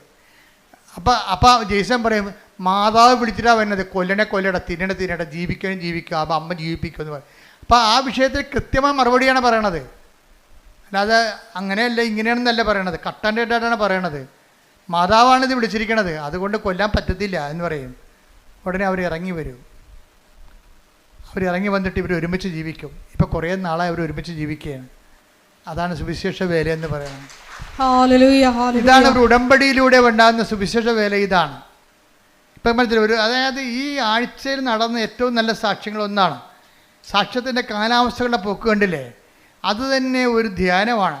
അത് ഉടമ്പടി സാക്ഷ്യമെന്ന് ഞാൻ പറയത്തില്ല, ടിസൺ നടത്തിയ ഒരു ഉടമ്പടി ധ്യാനമാണ്. കാര്യം ഓരോ സെക്ഷനിലും വളരെ ധ്യാനിപ്പിക്കണം നമുക്ക് തോന്നത്തില്ല, പക്ഷെ ധ്യാനം കൂടി ഇഫക്റ്റ് നമുക്കുണ്ടാകും. ഇന്ന് അപ്പ് ചെയ്തുകൊണ്ട് നിങ്ങൾ കണ്ടേക്കണത് ധ്യാനിപ്പിക്കണം നമുക്ക് തോന്നത്തില്ല, പക്ഷെ നമുക്കൊരു ധ്യാനം കൂടിയ കത്താർസിസ് ഉണ്ടാകും, ഒരു സ്പിരിച്വൽ കത്താർസിസ്. കാര്യം ഇതൊക്കെ ഇങ്ങനെയാണെന്നും ഇങ്ങനെയാണ് ദൈവം പ്രവർത്തിക്കണമെന്നുണ്ടെങ്കിലും, അതായത് ഉടമ്പടിയുടെ ഏറ്റവും ഉത്തമമായ ഒരു ഉദാഹരണമാണ് ഈ സാക്ഷ്യം എന്ന് പറയുന്നത്. കാര്യം അത്രയ്ക്ക് സുന്ദരമായ രീതിയിലാണ് അദ്ദേഹം ഓരോ കാര്യങ്ങളും പറയണത്. എന്ന് വെച്ച് കഴിഞ്ഞാൽ ഈ വിഷയത്തിൽ അദ്ദേഹത്തെ ഇൻ്റർവ്യൂ പാസ്സായി കഴിഞ്ഞപ്പോൾ, അദ്ദേഹത്തിന് വിസ വന്നു കഴിഞ്ഞപ്പോൾ വൈഫിൻ്റെ കാര്യം സക്സസ്സായി. കുറേ നാളായിട്ട് പെൻഡിങ്ങിൽ കിടന്ന വൈഫിൻ്റെ ജോലി സെറ്റായി. കണ്ടോ നോക്കിയേ. അപ്പോൾ അദ്ദേഹം പറയുന്നൊരു വാക്കുണ്ട്, എന്താ പറയണമെന്നറിയാവോ? വൈഫിൻ്റെ കാര്യം ആദ്യം സെറ്റാകാതിരുന്നതിൻ്റെ കാരണം ആ ഉടമ്പടി കാശും കളഞ്ഞു പോയതെല്ലാം എന്താണ്, എന്നെക്കൂടി വിശുദ്ധീകരിക്കാൻ ദൈവം ആഗ്രഹിച്ച കൊണ്ടാണ് ആദ്യത്തെ കാര്യങ്ങൾ നടക്കാതെ പോയെന്ന്. എന്തൊരു ജ്ഞാനമാണ്. ശ്രദ്ധിക്കട്ടെ. ഹല്ലേലൂയ, ഹല്ലേലൂയ, ഹല്ലേലൂയ, ഹല്ലേലൂയ. കുടുംബത്തെ മുഴുവൻ വിശുദ്ധീകരിക്കുന്ന ഉടമ്പടിയെന്ന പദ്ധതി നൽകിയതിന് പിതാവായ ദൈവത്തിന് നന്ദി പറയുന്നു. ഹല്ലേലൂയ.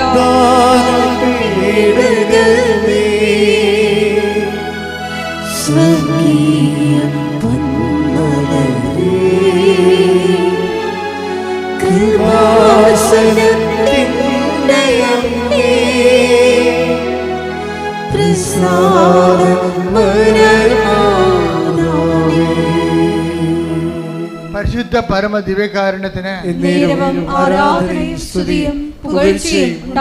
ഇതാണ് അച്ഛൻ ആദ്യം പറഞ്ഞതിൻ്റെ കാരണം. ഉടമ്പടിയിൽ എപ്പോഴും നമ്മുടെ റിസ്ക് എന്ന് പറയണത് നമ്മളെ വിശ്വസിക്കുന്നു എന്നുള്ള കാര്യം ദൈവത്തെ വിശ്വസിപ്പിച്ചെടുക്കണം. അതിനാണ് ഞാൻ നിങ്ങളോട് പറയുന്നത്, നിങ്ങൾ വെയിലത്തോ മഴയത്തോ എപ്പോഴാണ് ഈ പത്രമൊക്കെ കൊണ്ട് കൊടുക്കണം. പേരപ്പിക്കാൻ വേണ്ടി കൊടുക്കുകയെ ചില ആൾക്കാർ, അവിടെയും കൊടുത്ത് അവിടെയും കൊടുത്ത് ഇവിടെയും കൊടുത്ത് എത്ര പെട്ടെന്ന് ആ 18 നമ്മുടെ ഉത്തരവാദിത്തം തീർന്നു. സൈക്കിൾ വന്ന് ബെല്ലടിച്ചു, ഞാൻ പറഞ്ഞു മാറി നിൽക്കുക, എൻ്റെ വില കുറ്റമില്ല 1 2 3 അങ്ങനെ പത്രം കൊടുക്കുന്നവരുണ്ട്. അങ്ങനെ പത്രം കൊടുക്കുക, എൻ്റെ വില കുറ്റമില്ല, ഞാൻ 18 പേർക്ക് കൊടുത്ത്. ഇത് അങ്ങനെയല്ല. ചില ആൾക്കാർ നിന്ന് അവരുടെ അനുഭവങ്ങൾ പറയും. ഇതത് ഏറ്റവും വലിയ സംഭവം എന്താണ്? പത്രം കൊടുപ്പ് തന്നെയാണ് ഉടമ്പടിയിൽ. എന്താ കാര്യം? മറ്റുള്ളവരെ വിശ്വാസത്തിലേക്ക് കൊണ്ടുവരിക. അതാണ് ഇന്നത്തെ വലിയ സംഭവം. നിങ്ങളുടെ പ്രത്യക്ഷ പ്രാർത്ഥനയ്ക്ക് 3 മാർക്കാണ്, സുവിശേഷ വേലയ്ക്ക് 20 മാർക്കാണ് ഉള്ളത്. അതാണ് വ്യത്യാസം വന്നിരിക്കുന്നത്. ഇവിടെ ഞാൻ പത്രം കൊടുക്കുന്ന കാര്യം പറഞ്ഞപ്പോൾ എനിക്ക് ആദ്യമേ അമ്മ എന്നോട് പറഞ്ഞ് പത്ര പ്രേക്ഷിതത്വം തുടങ്ങണം എന്ന് 2013 പറഞ്ഞാണ്. ഞാൻ വേളാങ്കണ്ണി നിൽക്കുമ്പോൾ വിജയകുമാറിനോട് ഞാൻ പറഞ്ഞു, അമ്മ പത്രപ്രേക്ഷിതത്തെക്കുറിച്ച് ഹോസ്പിറ്റൽ മിഷനെക്കുറിച്ച് പറയുന്നു എന്ന് പറഞ്ഞു. അപ്പോൾ തഞ്ചാവൂരിൽ നിന്ന് ഞങ്ങൾ കോയമ്പത്തൂരിലേക്ക് കയറി പോകുമ്പോൾ തിരിച്ച് കോയമ്പത്തൂരിലേക്ക് വരുമ്പോൾ വിജയകുമാർ ചോദിച്ചു, നമ്മൾ ഹോസ്പിറ്റൽ മിഷൻ നടത്തുമെന്ന് പറയുമ്പോൾ നമ്മളൊരു മിഷൻ ഹോസ്പിറ്റൽ സ്ഥാപിക്കുമല്ലേ എന്ന് പറഞ്ഞു. അപ്പോൾ ഞാൻ പറഞ്ഞു, മിഷൻ ഹോസ്പിറ്റലൊന്നും നമ്മുടെ പരിപാടിയല്ല. ഹോസ്പിറ്റലിൽ കൊണ്ടുപോയി നമ്മൾ സുവിശേഷ വേല ചെയ്യും. അതിന് താല്പര്യമുള്ള ആൾക്കാർക്ക് പത്രം കൊടുത്തു വിടും ഫ്രീ ആയിട്ട്. അപ്പോൾ ഉടനെ വിജയകുമാർ സാറ് 10,000 രൂപയുടെ 10,000 പത്രം അടിക്കാനുള്ള പൈസ തന്നു. ഞങ്ങൾ രണ്ടും കൂടി ഇവിടെ വന്ന് തങ്കച്ചേനൊക്കെ വിളിച്ചു കൂട്ടി, എല്ലാവരും വിളിച്ചു കൂട്ടിയിട്ട് ജോമളെല്ലാം കൂടി ഇട്ട് തുടങ്ങി പരിപാടി. പത്രം കൊടുക്കാനുള്ളവർ, പ്രാർത്ഥിച്ചു കൊടുക്കാനുള്ളവർ വരാൻ പറഞ്ഞു.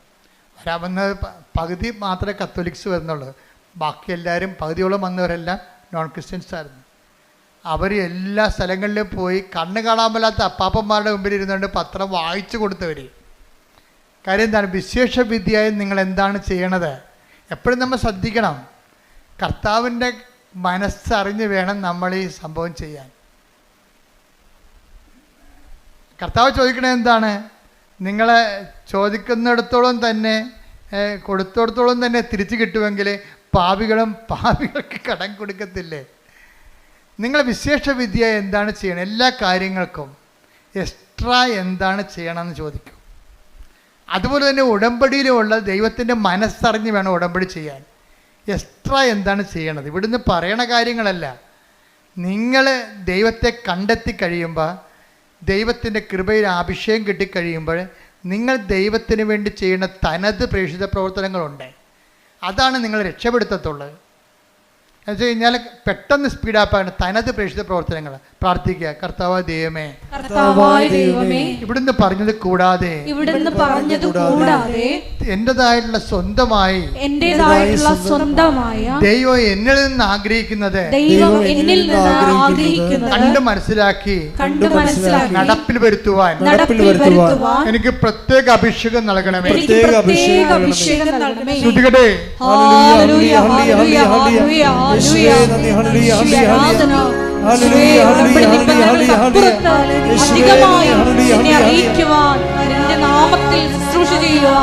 ആരാധനയിലൂടെ ഞങ്ങൾ അഭിഷേകം ചെയ്യണമേ. ഹല്ലേലൂയ. ഉടമ്പടി ഒരു ദൈവരാജ്യത്തിലെ വിരുന്ന് പോലെയാണ്. എന്താ കാര്യം? കർത്താവിൻ്റെ കഥയിലെ നിങ്ങൾ വഴിക്കവലകളിലും നാൽക്കവലകളിലും ചെന്നിട്ട് കൊള്ളാവുന്നവരെയും കൊള്ളരുതാത്തവരെയും ഒക്കെ വിരുന്നിന് വിളിക്കാൻ പറഞ്ഞിരിക്കുകയാണ്. ദൈവത്തിൻ്റെ തിരുസന്നിധിയിൽ കൊള്ളരുതാത്ത, ഇപ്പോൾ ജെയ്സൺ തന്നെ ആദ്യകാല ജീവിതങ്ങൾ മോശം ജീവിതമല്ല. മോശം ജീവിതം എന്ന് വെച്ച് കഴിഞ്ഞാൽ 5 പള്ളിയുണ്ട് അങ്ങക്ക് ചുറ്റും. ഒറ്റപ്പള്ളിയിലും പോയി കുർബാന കാണത്തില്ല, മുഴുവൻ കാണത്തില്ല. അതല്ലേ മോശം ജീവിതം എന്ന് പറയണത്. അപ്പോൾ കൊള്ളാവുന്നവരെയും കൊള്ളരുതാത്തവരെയും ഒക്കെ take the word of God. Mathai 22:9-10. അതിനാൽ നിങ്ങൾ വഴിക്കവലകളിൽ ചെന്ന് അവിടെ കണ്ടെത്തുന്നവരെ എല്ലാം വിവാഹ വിരുന്നിന് ക്ഷണിക്കുവിൻ. ആ ഭൃത്യന്മാർ നിരത്തുകളിൽ ചെന്ന് ദുഷ്ടരും ശിഷ്ടരും ഉൾപ്പെടെ കണ്ടെത്തിയവരെ എല്ലാം വിളിച്ചുകൂട്ടി. അങ്ങനെ വിരുന്നുശാല അതിഥികളെ കൊണ്ട് നിറഞ്ഞു. വിരുന്നുശാല നിറഞ്ഞിരിക്കണം, കണ്ടില്ലേ? അതിഥികളെ കൊണ്ട് കൊള്ളരുതാത്തവരും കൊള്ളരുതാത്തവരും എല്ലാം ഉണ്ട് വിരുന്നുശാല. പക്ഷെ ഒരു പ്രശ്നമുണ്ട്. ഇനി വിളിച്ചു ചേർത്ത് യജമാനം വരും. അപ്പോഴാണ് പ്രോബ്ലം. വായിച്ച്. അതിഥികളെ കാണാൻ രാജാവ് എഴുന്നള്ളിയപ്പോൾ വിവാഹ വസ്ത്രം ധരിക്കാത്ത കിടക്കുന്ന ചട്ടിങ്കലോ. എന്താ കാര്യം? വിവാഹ വസ്ത്രം ധരിക്കാത്ത ഒരാളെ അവിടെ കണ്ടു. രാജാവ് അവനോട് ചോദിച്ചു, സ്നേഹിത, പല്ല് തേക്കാത്തവനെ, വിവാഹ വസ്ത്രം ധരിക്കാതെ നീ ഇവിടെ പ്രവേശിച്ചത് എങ്ങനെ? അവൻ മൗനം അവലംബിച്ചു, മിണ്ടിയില്ല. അപ്പൊ അതിന്റെ കാര്യം 5-10 കേസുണ്ട്. പക്ഷെ ഒരു പ്രശ്നമുണ്ട്. ഇതിൽ നിന്ന് തൽക്കാലം കേസിലും ജാമ്യത്തിനായിട്ട് ഉടമ്പടി ചെയ്തിരിക്കണത്. പക്ഷെ മനസ്സിരിപ്പ് എന്താണ്? ജാമ്യം കിട്ടിയാലും അവനിട്ട് ഞാനൊരു പണി കൊടുക്കുമെന്ന്. അതല്ലേ? അതാണ് പ്രശ്നം. കൊള്ളരാവുന്നവരെയും കൊള്ളരുതാത്തവരെയും വിളിച്ചിരിക്കുകയാണ്. നിങ്ങളാരും തെറ്റിദ്ധരിക്കൊന്നും വേണ്ട. നിങ്ങൾ നിങ്ങളുടെ തെറ്റിൽ നിലനിൽക്കാൻ തീരുമാനിച്ചെങ്കിലേ. അടുത്ത ഭാഗം വായിച്ചേ. അപ്പോൾ രാജാവ് പരിചാരകന്മാരോട് പറഞ്ഞു. ആരോട്? എന്താ? സ്നേഹിത, വിവാഹ വസ്ത്രം എവിടെയെന്ന്. എന്താ കാര്യം? കൃപയാണ് വിവാഹ വസ്ത്രം. ആദ്യം കൃപ നഷ്ടപ്പെട്ട കക്ഷികളാണ് ഇല കൊണ്ട് തുണി ഉണ്ടാക്കി, അത്തി ഇല കൊണ്ട് തുണി ഉണ്ടാക്കി ജീവിച്ചിട്ട് അവസാനം ദൈവം ഗെറ്റ് ഔട്ട് അടിച്ചത്. അടുത്ത ഗെറ്റ് ഔട്ട് അടി തന്നെ കണ്ടില്ലേ? ആദ്യം ആദ്യത്തിനും ഗെറ്റ് ഔട്ട് അടിച്ചില്ലേ? എന്താ കാര്യം? ദൈവത്തിൻ്റെ കൽപ്പനകൾ പാലിച്ചില്ല. അതുകൊണ്ട് പിന്നെ പുറത്തിറക്കിയപ്പോഴാണ് അവന്മാർക്ക് തുണിയില്ലെന്ന് മനസ്സിലായത്. അങ്ങനെ അത്തി ഇല കൊണ്ട് തുണി ഉണ്ടാക്കിയതാണ്. അങ്ങനെ ആളെ പാക്ക് ചെയ്ത് ഇപ്പം വീണ്ടും യജമാനം കയറി വരുമ്പോൾ എന്താ പറയുക? വിവാഹ വസ്ത്രമില്ലാത്ത, കൃപയില്ലാത്ത ആൾക്കാരെ കണ്ടെത്തിയെന്ന്. അപ്പോൾ സ്നേഹിത, എന്താ വായിച്ചോളൂ. അപ്പോൾ രാജാവ് പരിചാരകന്മാരോട് പറഞ്ഞു, അവനെ കൈകാലുകൾ കെട്ടി പുറത്തെ അന്ധകാരത്തിലേക്ക് വലിച്ചെറിയുക. അവിടെ വിലാപവും പല്ലുകടിയുമായിരിക്കും. എന്തെന്നാൽ വിളിക്കപ്പെട്ടവർ വളരെ, തെരഞ്ഞെടുക്കപ്പെട്ടവരോ ചുരുക്കം. ഇത് ഞാൻ പറഞ്ഞതാണോ? അല്ല, കർത്താവിന്റെ നിലപാടാണ്.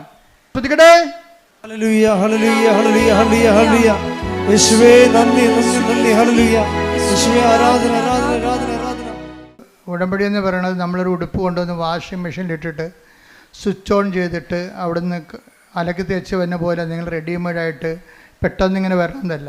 ഞാൻ പറഞ്ഞതിൻ്റെ അർത്ഥം ഇതാണ്, അജ്ഞതയുടെ കാലഘട്ടത്തെ ദൈവം കണക്കിലെടുത്തില്ല. എന്നാൽ 17:30 വായിച്ചത് എന്താണ്? എന്നാൽ ഇപ്പോഴാകട്ടെ എല്ലായിടത്തുമുള്ള എല്ലാവരും അനുദപിക്കണമെന്ന് ദൈവം ആഗ്രഹിക്കുന്നു, ദൈവം ആജ്ഞാപിക്കുന്നു. അപ്പോൾ എന്ത് പ്രശ്നം വെച്ച് കഴിഞ്ഞാൽ, ഉടമ്പടി വെളിപ്പെടുത്തുന്ന കാലത്ത് ആദ്യം കിട്ടിയ വചനം ഇതാണ്. എന്താണ്? എനിക്ക് പാപത്തെ ലിസ്റ്റും വിജയകുമാറിന്, എനിക്ക് അനുഗ്രഹത്തെ ലിസ്റ്റ്, വിജയകുമാറിന് പാപത്തെ ലിസ്റ്റും. ഞാനത് കൂട്ടിവെച്ചപ്പോൾ ദൈവം എന്നോട് പറഞ്ഞതാണ്, എന്താണ്? നിങ്ങൾ പശ്ചാത്തപിക്കുവിൻ, നാളെ നിങ്ങളുടെ ഇടയിൽ കർത്താവ് അത്ഭുതം പ്രവർത്തിക്കും. ഞാൻ തൈക്കാട്ടുശ്ശേരി ഇരുന്നുകൊണ്ട് 2015 ഇത് പുസ്തകം എഴുതിക്കൊണ്ടിരിക്കുന്ന സമയത്താണ് പറഞ്ഞത്, നാളെ എന്ന് പറഞ്ഞാൽ പഴയ നിയമത്തിലാണ്, പുതിയ നിയമത്തിൽ ഇന്നാണെന്ന്. കാര്യം പശ്ചാത്താപത്തിന് സമയബന്ധിതമായിട്ട് ചുരുക്കം ഉണ്ടാകുമെന്ന്. സക്കേവൂസിന്റെ കർത്താവ് പറഞ്ഞത്, ഇന്നീ ഭവനത്തിന് രക്ഷ കൈവന്നിരിക്കണം. അപ്പോൾ ഒരു നിമിഷം നേരത്തെ നീ കർത്താവിൽ വിശുദ്ധീകരിച്ചാൽ ഉടമ്പടി അത്രയും പെട്ടെന്ന്. അതുകൊണ്ട് ആദ്യകാലം തന്നെ കൃപാസനത്തിൻ്റെ പത്രത്തിൻ്റെ മുഖപേജിൽ ഉടമ്പടി ഉടനടി പരിഹാരം എന്നാണ് കണ്ടത്. ഉടനടി പരിഹാരം. ഇപ്പോഴും അത് മാറ്റിയിട്ടൊന്നുമില്ല. കാര്യം നമ്മൾ ആ ഫ്രണ്ട് പേജിലൊക്കെ നോക്കിക്കഴിഞ്ഞാൽ മനസ്സിലാകും, ഉടനടി ഉണ്ടായ പരിഹാരങ്ങൾ തന്നെ എഴുതിയിരിക്കണം അവിടെ. ഉടമ്പടി എടുത്തപ്പോൾ ഇന്ന് ഈ ആഴ്ച നടന്നിട്ടുള്ള കാര്യങ്ങളാണ് അവിടെ എഴുതിയിരിക്കുന്നത്. അതാണ് അത് മാറ്റമില്ല അതിനെ. ഞാൻ പറഞ്ഞു വരുന്നതിൻ്റെ കാരണം, അനുതാപവും അനുഗ്രഹവും തമ്മിൽ ഭയങ്കരമായി ഇൻ്റർ കണക്റ്റഡ് ആണ്. ഇപ്പം ജെയ്സനെ സംബന്ധിച്ചിടത്തോളം അനുതാപവും കിട്ടിയപ്പോൾ എന്നാ പറ്റി? 12 കൊല്ലം മുമ്പ് നടന്ന സംഭവമാണ് ഇപ്പോൾ എഴുതിയിരിക്കുന്നത്. 2012 ഗ്രീസിൽ റെസ്റ്റോറൻറ്റിൽ അപേക്ഷ കൊടുത്തിരിക്കുന്നത്. 2012 വരെ ആരും കോൾ ഫോർ ചെയ്തില്ല. ജെയ്സൺ പറഞ്ഞ ഷങ്കൻ വിസയ്ക്ക് വേണ്ടിയാണ് ഞാൻ അപേക്ഷിച്ചത്. അതിൽ ഡോക്യുമെൻ്റ് മുഴുവനും തെറ്റായിരുന്നു. അപ്പോൾ അതിനെ പ്രാർത്ഥിക്കാൻ പോലും എനിക്ക് പറ്റത്തില്ലായിരുന്നു ഷങ്കൻ വിസയ്ക്ക്. പക്ഷേ ഞാനെങ്ങനെ പ്രാർത്ഥിക്കും? അത് കാരണം എനിക്ക് അനുതാപം ഉണ്ടായി. കർത്താവേ, ഞാൻ വിസ ചെയ്തിരിക്കുന്നത് തെറ്റായിരുന്നല്ലോ. എനിക്ക് അനുതാപം ഉണ്ടായി. അനുതാപം ഉണ്ടായപ്പോൾ 12 പോയിട്ട് 24 ആയപ്പോൾ ജെയ്സൺ അനുദപിച്ചപ്പോൾ എന്ത് ചെയ്ത്, അവർ ആ 12 കഴിഞ്ഞിട്ട് 10 വർഷത്തിന് ശേഷം ആ വിസ കോൾ ഫോർ ചെയ്യുകയാണ്. എന്താ? അതായത് ആ അനുതാപം അനുഗ്രഹം സ്പീഡാകും. നമ്മൾ എന്തുകൊണ്ടാണ് താമസിക്കണമെന്ന് വെച്ച് കഴിഞ്ഞാൽ അതിൻ്റെ കാര്യം അനുതാപം തന്നെയാണ് എൻ്റെ പ്രധാനപ്പെട്ട കാര്യം. അനുഗ്രഹം താമസിക്കാനുള്ള പ്രധാനപ്പെട്ട കാര്യങ്ങൾ ഒന്ന് അനുതാപം തന്നെയാണ്. നിലപാട്, സംസാരം, ചെയ്തികൾ, ശീലങ്ങൾ, അതുപോലെ എല്ലാം നിലപാടുകളെല്ലാം. പിന്നെ ദൈവത്തിന് പ്രയോജനമുള്ള വ്യക്തികളായിട്ട് മാറണം. കാരണം നിങ്ങൾ എന്ത് ചെയ്തു എന്നുള്ളതല്ല, you have done it with what disposition. നിങ്ങൾ എന്ത് മനോഭാവത്തില്ലേ? അതുകൊണ്ടാണ് ആ വിധവയുടെ ചിലിക്കാശെടുത്ത് ശ്രുതികട്ടെ ഹല്ലേലൂയ ഹല്ലേലൂയ ഹല്ലേലൂയ ഹല്ലേലൂയ യേശുവേ നന്ദി ഹല്ലേലൂയ ഹല്ലേലൂയ ഹല്ലേലൂയ യേശുവേ ആരാധന ആരാധന ആരാധന ആരാധന യേശുവേ നന്ദി മഹത്വം മഹത്വം മഹത്വം ഹല്ലേലൂയ ഹല്ലേലൂയ ഹല്ലേലൂയ. ലൂക്ക 21:2. ലൂക്ക 21:2. ദരിദ്രയായ ഒരു വിധവ, ദരിദ്രയായ വിധവ 2 ചെമ്പുതുട്ടുകൾ ഇടുന്നത് അവൻ കണ്ടു. അവൻ പറഞ്ഞു, ദരിദ്രയായ ഈ വിധവ മറ്റെല്ലാവരെയും കൂടുതൽ നിക്ഷേപിച്ചിരിക്കുന്നു എന്ന് സത്യമായി ഞാൻ നിങ്ങളോട് പറയുന്നു. അപ്പൊ അച്ഛൻ നേരത്തെ പറഞ്ഞില്ലേ, ദൈവത്തെ വിശ്വസിക്കുന്നതല്ല വിഷയം, ദൈവത്തെ കൊണ്ട് വിശ്വസിപ്പിച്ചെടുക്കുന്നതിലാണ് വിഷയം. അതാ റിസ്ക്. ഇപ്പം മറ്റെല്ലാവരെയും കാണാമെന്ന് പറഞ്ഞില്ലേ, ചാക്ക് കണക്കിന് ചില്ലിക്കാശ് പണ്ടാരത്തെ തള്ളിയ ആൾക്കാരുണ്ട്. അവരെ ദൈവം വിശ്വസിക്കണില്ല. അതാ ഒരു ഉപജീവനത്തിനുള്ള വക മാത്രം ഉണ്ടായിരുന്ന ആളാണ് ഇട്ടിരിക്കുന്നത്. അതിലാണ് ദൈവം വിശ്വസിക്കണത്. വാട്ട് ഡിസ്പോസിഷൻ, നമ്മുടെ മനസ്സിലിരിപ്പ് എന്താണെന്നാണ്. കഴിഞ്ഞ ഒരു 6 മാസം മുമ്പ് ഒരു സാക്ഷ്യം ഞാൻ കണ്ടായിരുന്നു. അതായത് കാല് പഴുത്തിരിക്കുകയാണ്. കാല് പഴുത്തിട്ട് ആ പഴുത്ത കാലും വെച്ചുകൊണ്ട് തൊത്തിയും മുടന്തിയും പോയി പത്രം കൊടുത്തുകൊണ്ടിരിക്കണേ. അത് എല്ലാ വീട്ടിലും ഇങ്ങനെ ഈച്ച വാർത്ത് കർത്താവിനെ കുറിച്ച് സംസാരിച്ചുകൊണ്ടിരിക്കും. അതാണ് വിശേഷവിധിയായി നിങ്ങൾ എന്താണ് ചെയ്യണത്? അവിടെ സാക്ഷ്യം കേൾക്കണം. എൻ്റെ ദൈവപൈതലേ, കർത്താവ് നിൻ്റെ ഡിസ്പോസിഷൻ കറക്റ്റാണെങ്കിലേ, നീ ആത്മാർത്ഥമാണ് ദൈവത്തെ സ്നേഹിക്കണം, ദൈവത്തിന് ഒരു നിമിഷം വിശ്വസിക്കാൻ കഴിഞ്ഞാൽ അപ്പം കത്ത് ഉടമ്പടി. എന്താ കാര്യം വെച്ച് കഴിഞ്ഞാൽ നീ സത്യസന്ധയാണ്, ദൈവത്തെ മനസ്സിലാകും. ഉടമ്പടി വിശ്വാസത്തെക്കാൾ ഉപരി വിശ്വസ്തയുടെ പദ്ധതിയാണ്. കൈയടിക്കട്ടെ, ശ്രുതിക്കട്ടെ. ഹല്ലേലൂയ, ഹല്ലേലൂയ, ഹല്ലേലൂയ. യേശുവേ നന്ദി, യേശുവേ സ്തുതി. ഹല്ലേലൂയ, ഹല്ലേലൂയ, ആരാധന, ഹല്ലേലൂയ, ഹല്ലേലൂയ, ഹല്ലേലൂയ, ഹല്ലേലൂയ. യേശുവേ നന്ദി, ഹല്ലേലൂയ. ആരാധന. ഉടമ്പടി പ്രാർത്ഥനയിൽ അമ്മ ഉടനടി പരിഹാരമേകും. ഉടമ്പടി പ്രാർത്ഥനയിൽ അമ്മ ഉടനടി പരിഹാരമേകും. അവൻ പറയുന്നത് ചെയ്തിടുകിൽ ജീവിതം ധന്യമായി തീർന്നിടും. എല്ലാവരും എഴുന്നേൽക്കുക. രോഗമുള്ളടുത്ത് കൈകൾ വെച്ച് പ്രാർത്ഥിക്കുമ്പോൾ ഓൺലൈനിലുള്ളവർക്ക് സൗഖ്യം ലഭിക്കുന്ന കുറേ സാക്ഷ്യങ്ങൾ ഈ ആഴ്ച ഉണ്ടായിട്ടുണ്ട്.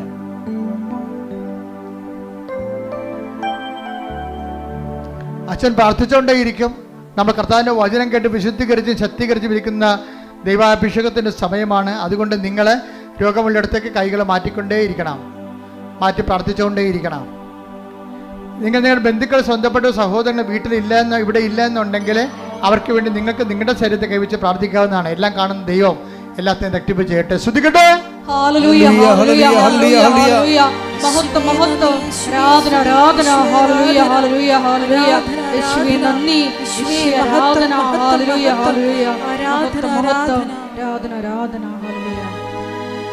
എൻ്റെ പ്രിയപ്പെട്ടവരെ, രോഗസൗഖ്യ പ്രാർത്ഥനയ്ക്ക് വേണ്ടി നമ്മൾ ആരംഭിക്കുകയാണ്.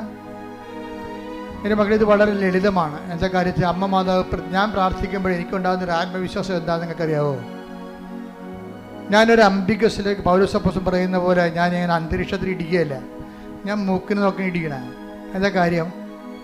കൃപാസനത്തിൻ്റെ പ്രാർത്ഥനകളെന്ന് പറയുന്നത് അമ്മയുടെ പ്രത്യക്ഷീകരണത്തിൻ്റെ അടിസ്ഥാനത്തിലുള്ള പ്രാർത്ഥനകളാണ്. അതിൻ്റെ ജീവിക്കുന്ന സാക്ഷിയാണ് ഞാൻ. ഇപ്പം അമ്മയുടെ പ്രത്യക്ഷീകരണം സ്ഥിരീകരിക്കേണ്ടത് അമ്മയുടെ കൂടെ ആവശ്യമാണ്. അതുകൊണ്ട് അമ്മയുടെ മധ്യസ്ഥതയിൽ നിങ്ങൾ എന്ത് ചെയ്താലും ദൈവം അത് ചെയ്തു തരും. കാര്യം അമ്മയുടെ പ്രത്യക്ഷീകരണം ദൈവികമായ പദ്ധതിയാണ്. ശ്രുതികട്ടെ. ഹല്ലേലൂയ, ഹല്ലേലൂയ, ഹല്ലേലൂയ, ഹല്ലേലൂയ. യേശുവേ നന്ദി, ഹല്ലേലൂയ, ഹല്ലേലൂയ. ആരാധന, ആരാധന. ഹല്ലേലൂയ, ഹല്ലേലൂയ. ആരാധനേ ഹല്ലേലൂയ. പരിശുദ്ധനേ പരമോന്നത യേശുവേ, അണയുന്നു ഞാൻ തിരുമുൻപിലായി, അലിവോടെ എന്നെ നോക്കണമേ. അച്ഛൻ കൈകൾ നീട്ടി പ്രാർത്ഥിക്കുന്ന സമയത്ത് എൻ്റെ മക്കളെ കൈകളെ ശരീരത്തിൻ്റെ വിവിധ ഭാഗങ്ങളിലേക്ക് മാറ്റി മാറ്റി വെച്ചുകൊണ്ട് മക്കളെ വിശ്വാസ പ്രമാണം ചൊല്ലിക്കൊണ്ടിരിക്കണം. വിശ്വാസ പ്രമാണം ചെല്ലാൻ അറിയാൻ പാടില്ലാത്ത സ്തുതിച്ചുകൊണ്ടിരുന്നാൽ മതി. സ്തുതിപ്പും അറിയാൻ പാടില്ലാത്തവർ യേശുവേ സ്തോത്രം, യേശുവേ നന്ദി, യേശുവേ ആരാധന പറഞ്ഞുകൊണ്ടിരിക്കണം. സ്തുതിക്കട്ടെ. ഹല്ലേലൂയ. കർത്താവേ, നിന്റെ ഉന്നതമായ നാമത്തിന് സ്തോത്രം ചെയ്യുന്നു. കർത്താവേ, നിന്റെ വിശുദ്ധ പൗരോഹിത്യത്തെ മഹത്വപ്പെടുത്തണമേ. കർത്താവേ, സഭയിലുള്ള സാന്നിധ്യം പ്രകടമാക്കണമേ. 39 വർഷം ഞാൻ അർപ്പിച്ച കൃപാന്റെ യോഗ്യതയാണ്. കൃപാസാൽത്താറെ ജീവനോടെ പ്രത്യക്ഷപ്പെട്ട പരിശുദ്ധ അമ്മയുടെ മാധ്യസ്ഥത. കർത്താവേ, നിന്റെ തിരുമുറിവാർന്ന വലതുകരം അനുഗ്രഹത്തിന്റെ അഭിഷേക കരങ്ങള് അങ്ങനെ മക്കളുടെ ശിരസ് വെക്കണമേ. അടിപ്പിടർ പോലെ, വൈതാക്കാലം പോലെ ദൈവികമായ ശക്തി നിങ്ങൾക്ക് ഇടിച്ചിറങ്ങട്ടെ. കർത്താവിന്റെ കരുണ, കർത്താവിന്റെ കരുണ, കർത്താവിന്റെ വിശുദ്ധമായ രക്തം, കർത്താവിന്റെ ശക്തി, സ്വർഗീയ ശക്തി, ദൈവിക ശക്തി, സുവിശേഷത്തിന്റെ ശക്തി ഈ നിമിഷം ഇടിച്ചിറങ്ങട്ടെ. ആന്തരിക രോഗങ്ങള്, മാനസിക രോഗങ്ങള്, ആത്മഹത്യാ ബോധങ്ങള്, അതുപോലുള്ള എല്ലാവിധ രോഗങ്ങള് യേശുവിന്റെ നാമത്തില് മാറിപ്പോകട്ടെ. ഹല്ലേലൂയ, ഹല്ലേലൂയ, ഹല്ലേലൂയ, ഹല്ലേലൂയ. എല്ലാ രോഗങ്ങളും സുഖപ്പെട്ടുകൊണ്ട് നിങ്ങളുടെ നാമത്തെ ഈ ആരാധനയിലൂടെ വീണ്ടും വീണ്ടും മഹത്വപ്പെടുത്തണമേ. Hallelujah, hallelujah. പരിശുദ്ധനേ പരമോന്നത യേശുവേ, അണയുന്നു ഞാൻ തിരുമുൻപിലായി, അലിവോടെ എന്നെ നോക്കണമേ. ആരാധ്യനേ പരിശുദ്ധനേ പരമോന്നത യേശുവേ, അണയുന്നു ഞാൻ തിരുമുൻപിലായി, അലിവോടെ എന്നെ നോക്കണമേ. പരിശുദ്ധ പരമദിവ്യകാരുണ്യത്തിന് നേരവും ആരാധനയും സ്തുതിയും പുകഴ്ചയും ഉണ്ടായിരിക്കട്ടെ. എൻ്റെ പ്രിയപ്പെട്ടവരെ, ഉദരരോഗങ്ങൾ സൗഖ്യപ്പെടാൻ വേണ്ടി പ്രാർത്ഥിക്കുന്ന സമയമാണ് ഇനിയുള്ളത്. കരൾ രോഗങ്ങൾ, ആ സമയത്ത് കരളിൻ്റെ അവിടെ കൈവെക്കണം. ഹൃദയ രോഗങ്ങൾ, ബ്ലോക്കുള്ളവർ, ചിലപ്പോൾ നിങ്ങളായിരിക്കത്തില്ല, ചിലപ്പോൾ നിങ്ങളുടെ അപ്പനായിരിക്കും. അപ്പം നിങ്ങൾ അപ്പൻ്റെ പേരിൽ നിങ്ങളുടെ നെഞ്ചത്തെ കൈവെക്കണം. മാതാവിൻ്റെ പ്രത്യക്ഷീകരണത്തിൻ്റെ സന്നിധാനത്തിൽ വന്നിരിക്കുന്നതാണ്. നിങ്ങൾ കണ്ണുനീരോടെ പ്രാർത്ഥിക്കേണ്ട സമയമാണിത്. അമ്മ ഈ വിഷയം ഏറ്റെടുത്താൽ പിന്നെ നമുക്ക് പിന്നീട് അലയേണ്ട കാര്യമുണ്ടാകത്തില്ല. അതുകൊണ്ട് ജെയ്സൺ അവസാനം പറയുന്നൊരു സമയമുണ്ട്, ഞാൻ യഥാർത്ഥ സ്ഥലത്താണ് വന്നതെന്ന്, ഞാൻ യഥാർത്ഥ സ്ഥലത്താണ് വന്നതെന്ന്. ആ ഒരു ബോധ്യം ഉണ്ടാകണമെന്നുണ്ടെങ്കിൽ അനുഭവത്തിൽ നിന്നുണ്ടായ ബോധ്യമാണ്. നിങ്ങൾ ആ വിശ്വാസികളുടെ അനുഭവം പങ്കുചേർന്നുകൊണ്ടാണ് നമ്മൾ ഓർക്കുക, അമ്മയുടെ പ്രത്യക്ഷീകരണ സന്നിധാനത്തിൽ നിൽക്കുക. നിൻ്റെ ജീവിതത്തിൻ്റെ എല്ലാ വിഷയങ്ങളും, നടുവിന് വേദനയുള്ളവരുണ്ടാകും. ഞാൻ ഒരു ദിവസം ഒരു 10 പേരെങ്കിലും വിക്സിനും അതുപോലെ തന്നെ ഇടുപ്പലിനും വേദനയുള്ളവർ പ്രാർത്ഥിക്കാറുണ്ട്. പക്ഷേ അവരിവിടെ വരുന്നവർക്കല്ലേ ആ സൗഖ്യം വരത്തുള്ളൂ. പക്ഷെ നിങ്ങൾ ഒത്തിരി പേര് അതുണ്ടെങ്കിൽ ആ സമയത്ത് നിങ്ങൾ കൈ ആ നടുവിന് വെക്കണം. ഉദരരോഗമുള്ളവരുണ്ടാകും, ഗർഭാശയഭിത്തി ചുരുങ്ങിയവരുണ്ടാകും. അവർ ഊടിന് താഴെ പൊക്കിന് താഴെ കൈവച്ച് പ്രാർത്ഥിക്കണം. ചിലപ്പോൾ 2 ട്യൂബുകൾ ഉണ്ടാകത്തില്ല. ഫിലിപ്പിൻ ട്യൂബ് 2 ഇല്ലെന്ന് പറഞ്ഞൊരു ചേച്ചി പറഞ്ഞു. ഞാൻ പറഞ്ഞു, നിങ്ങൾ പ്രാർത്ഥിക്കുക. ഇന്നത്തെ പുതിയ മാർഗങ്ങൾ ഉപയോഗിച്ചുകൊണ്ടാണെങ്കിൽ ശരി, ഒരു കുഞ്ഞിന് ആവശ്യമുണ്ടെങ്കിൽ ദൈവം നിങ്ങൾക്ക് തരും. പക്ഷെ അതിന് അനുകൂലമായ സാഹചര്യം ഉണ്ടാകാൻ വേണ്ടി പ്രാർത്ഥിക്കാൻ പറഞ്ഞു. ഞാൻ പറഞ്ഞതെന്ന് എൻ്റെ അറിവിൻ്റെ പരിമിതി നിന്നുകൊണ്ട് പറഞ്ഞതാണ്. പക്ഷേ ദൈവത്തിൻ്റെ പരിമിതികളുടെ അപരിമിതമായ ശക്തിയിലാണ് നിങ്ങൾ വിശ്വസിക്കുന്നത്. കർത്താവിന് എല്ലാം സാധ്യമാണ്. അതുകൊണ്ട് തന്നെ ആ ഒരു സ്ഥലത്ത് വന്ന് നിൽക്കുമ്പോൾ നിങ്ങളെ കൊണ്ടുവന്നതാണ്, നിങ്ങൾ നിന്നതല്ല, നിങ്ങൾ നിർത്തിയതാണെന്നുള്ള ബോധ്യം നിങ്ങൾക്കുണ്ടാകണം. മുട്ടി കൊഴിയുന്നവർ പോലും പ്രാർത്ഥിക്കേണ്ട സമയമാണ്. കണ്ണിന് കാഴ്ചയില്ലാത്തവർ പ്രാർത്ഥിക്കേണ്ട സമയമാണ്. മൂക്കിന് ദശ വളരുന്നവർ പ്രാർത്ഥിക്കേണ്ട സമയമാണ്. തൊണ്ടയ്ക്ക് തൈറോയ്ഡുള്ളവരും തൈസോയിഡുള്ളവരും പ്രാർത്ഥിക്കേണ്ട സമയമാണ്. ശരീരം വല്ലാണ്ടിരുന്ന് ചൂടാകുന്നവരുണ്ട്, ഉറക്കമില്ലാത്തവരുണ്ട്, പ്രഷർ കൂടുന്നവരുണ്ട്, ഷുഗർ കുറയാത്തവരുണ്ട്, അവരെല്ലാം പ്രാർത്ഥിക്കേണ്ട സമയമാണ്. അസ്ഥിവേദനക്കാർ പ്രാർത്ഥിക്കേണ്ട സമയമാണ്. ശരീരം പൊട്ടി ഒലിക്കുന്നവരും വെള്ളപ്പാണ്ടുള്ളവരും അലർജി ഉള്ളവരും പ്രാർത്ഥിക്കേണ്ട സമയം. ഇട്ടിമുഴക്കം പോലെ ശ്രുതിക്കട്ടെ വിവിധമായ നാമത്തെ വിവിധമായ നാമത്തെ സ്വന്തം കർത്താവേ. ആമാശയ രോഗികള്, ക്ഷയരോഗികള് കർത്താവ്, മാരക രോഗികൾ, തീരാവേദികൾ, ജീവിത ദുരിതങ്ങൾ, ജീവിത തടസ്സങ്ങൾ, ഉച്ചമുതൽ ഉള്ളംകാല് വരെ കർത്താവിൻ്റെ രക്തം പടരട്ടെ. അസ്ഥി രോഗികളെ കർത്താവ്, പേശി രോഗികളെ, ശിഷ്ടമുള്ളവരെ കർത്താവ്, മുഴകളുള്ളവരെ കർത്താവ് സ്പർശിക്കണമേ. അടിപ്പിട പോലെ വൈദാഘാതം പോലെ ദൈവികമായ ശക്തി കൃപാസനം ആൾത്താരെ ജീവിത കർത്താവിന് കൃപാസനത്തിന് ആൾത്താരെ പരിശുദ്ധ അമ്മ പ്രത്യക്ഷപ്പെട്ടതാണെങ്കിൽ ആ പ്രത്യക്ഷീകരണത്തെ സ്ഥിരീകരണത്തിന്റെ അടയാളമാകാൻ യേശുവിന്റെ നാമത്തിൽ മാരക രോഗങ്ങൾ സൗഖ്യം പ്രാപിക്കട്ടെ. ശ്രുതിക്കട്ടെ.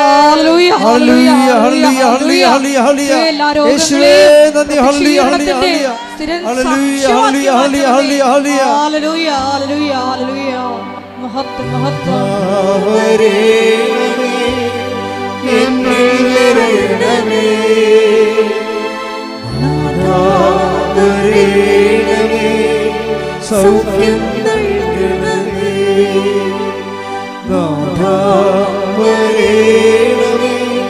എന്നിൽ നിറയണമേ,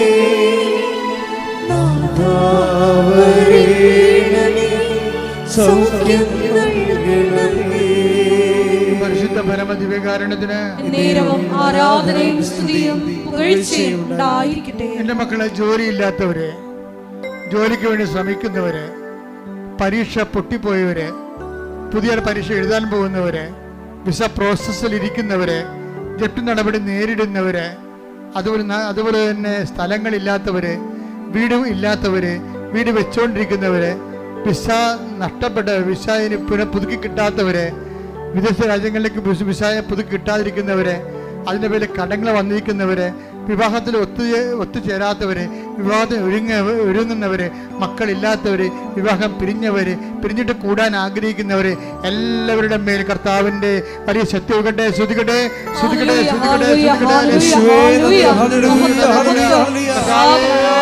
കർത്താവേ, നിന്റെ വിശുദ്ധ പൗരോഹിത്യത്തെ മഹത്വപ്പെടുത്തണമേ. കർത്താവേ, സഭയിലുള്ള സാന്നിധ്യം പ്രകടമാക്കണമേ. 39 വർഷം അർപ്പിച്ച കുർബാന യോഗ്യതയാൽ കൃപാസനത്തോടെ ജീവനോടെ പ്രത്യക്ഷപ്പെട്ട പരിശുദ്ധ അമ്മയുടെ മാധ്യസ്ഥത്താൽ താരെ നടന്ന 10,000-കണക്കിന് ആരാധന സത്യാൽ ജീവിത ദുരിതങ്ങള്, ജീവിത തടസ്സങ്ങള് യേശുവിന്റെ നാമത്തിൽ മാറിപ്പോകട്ടെ.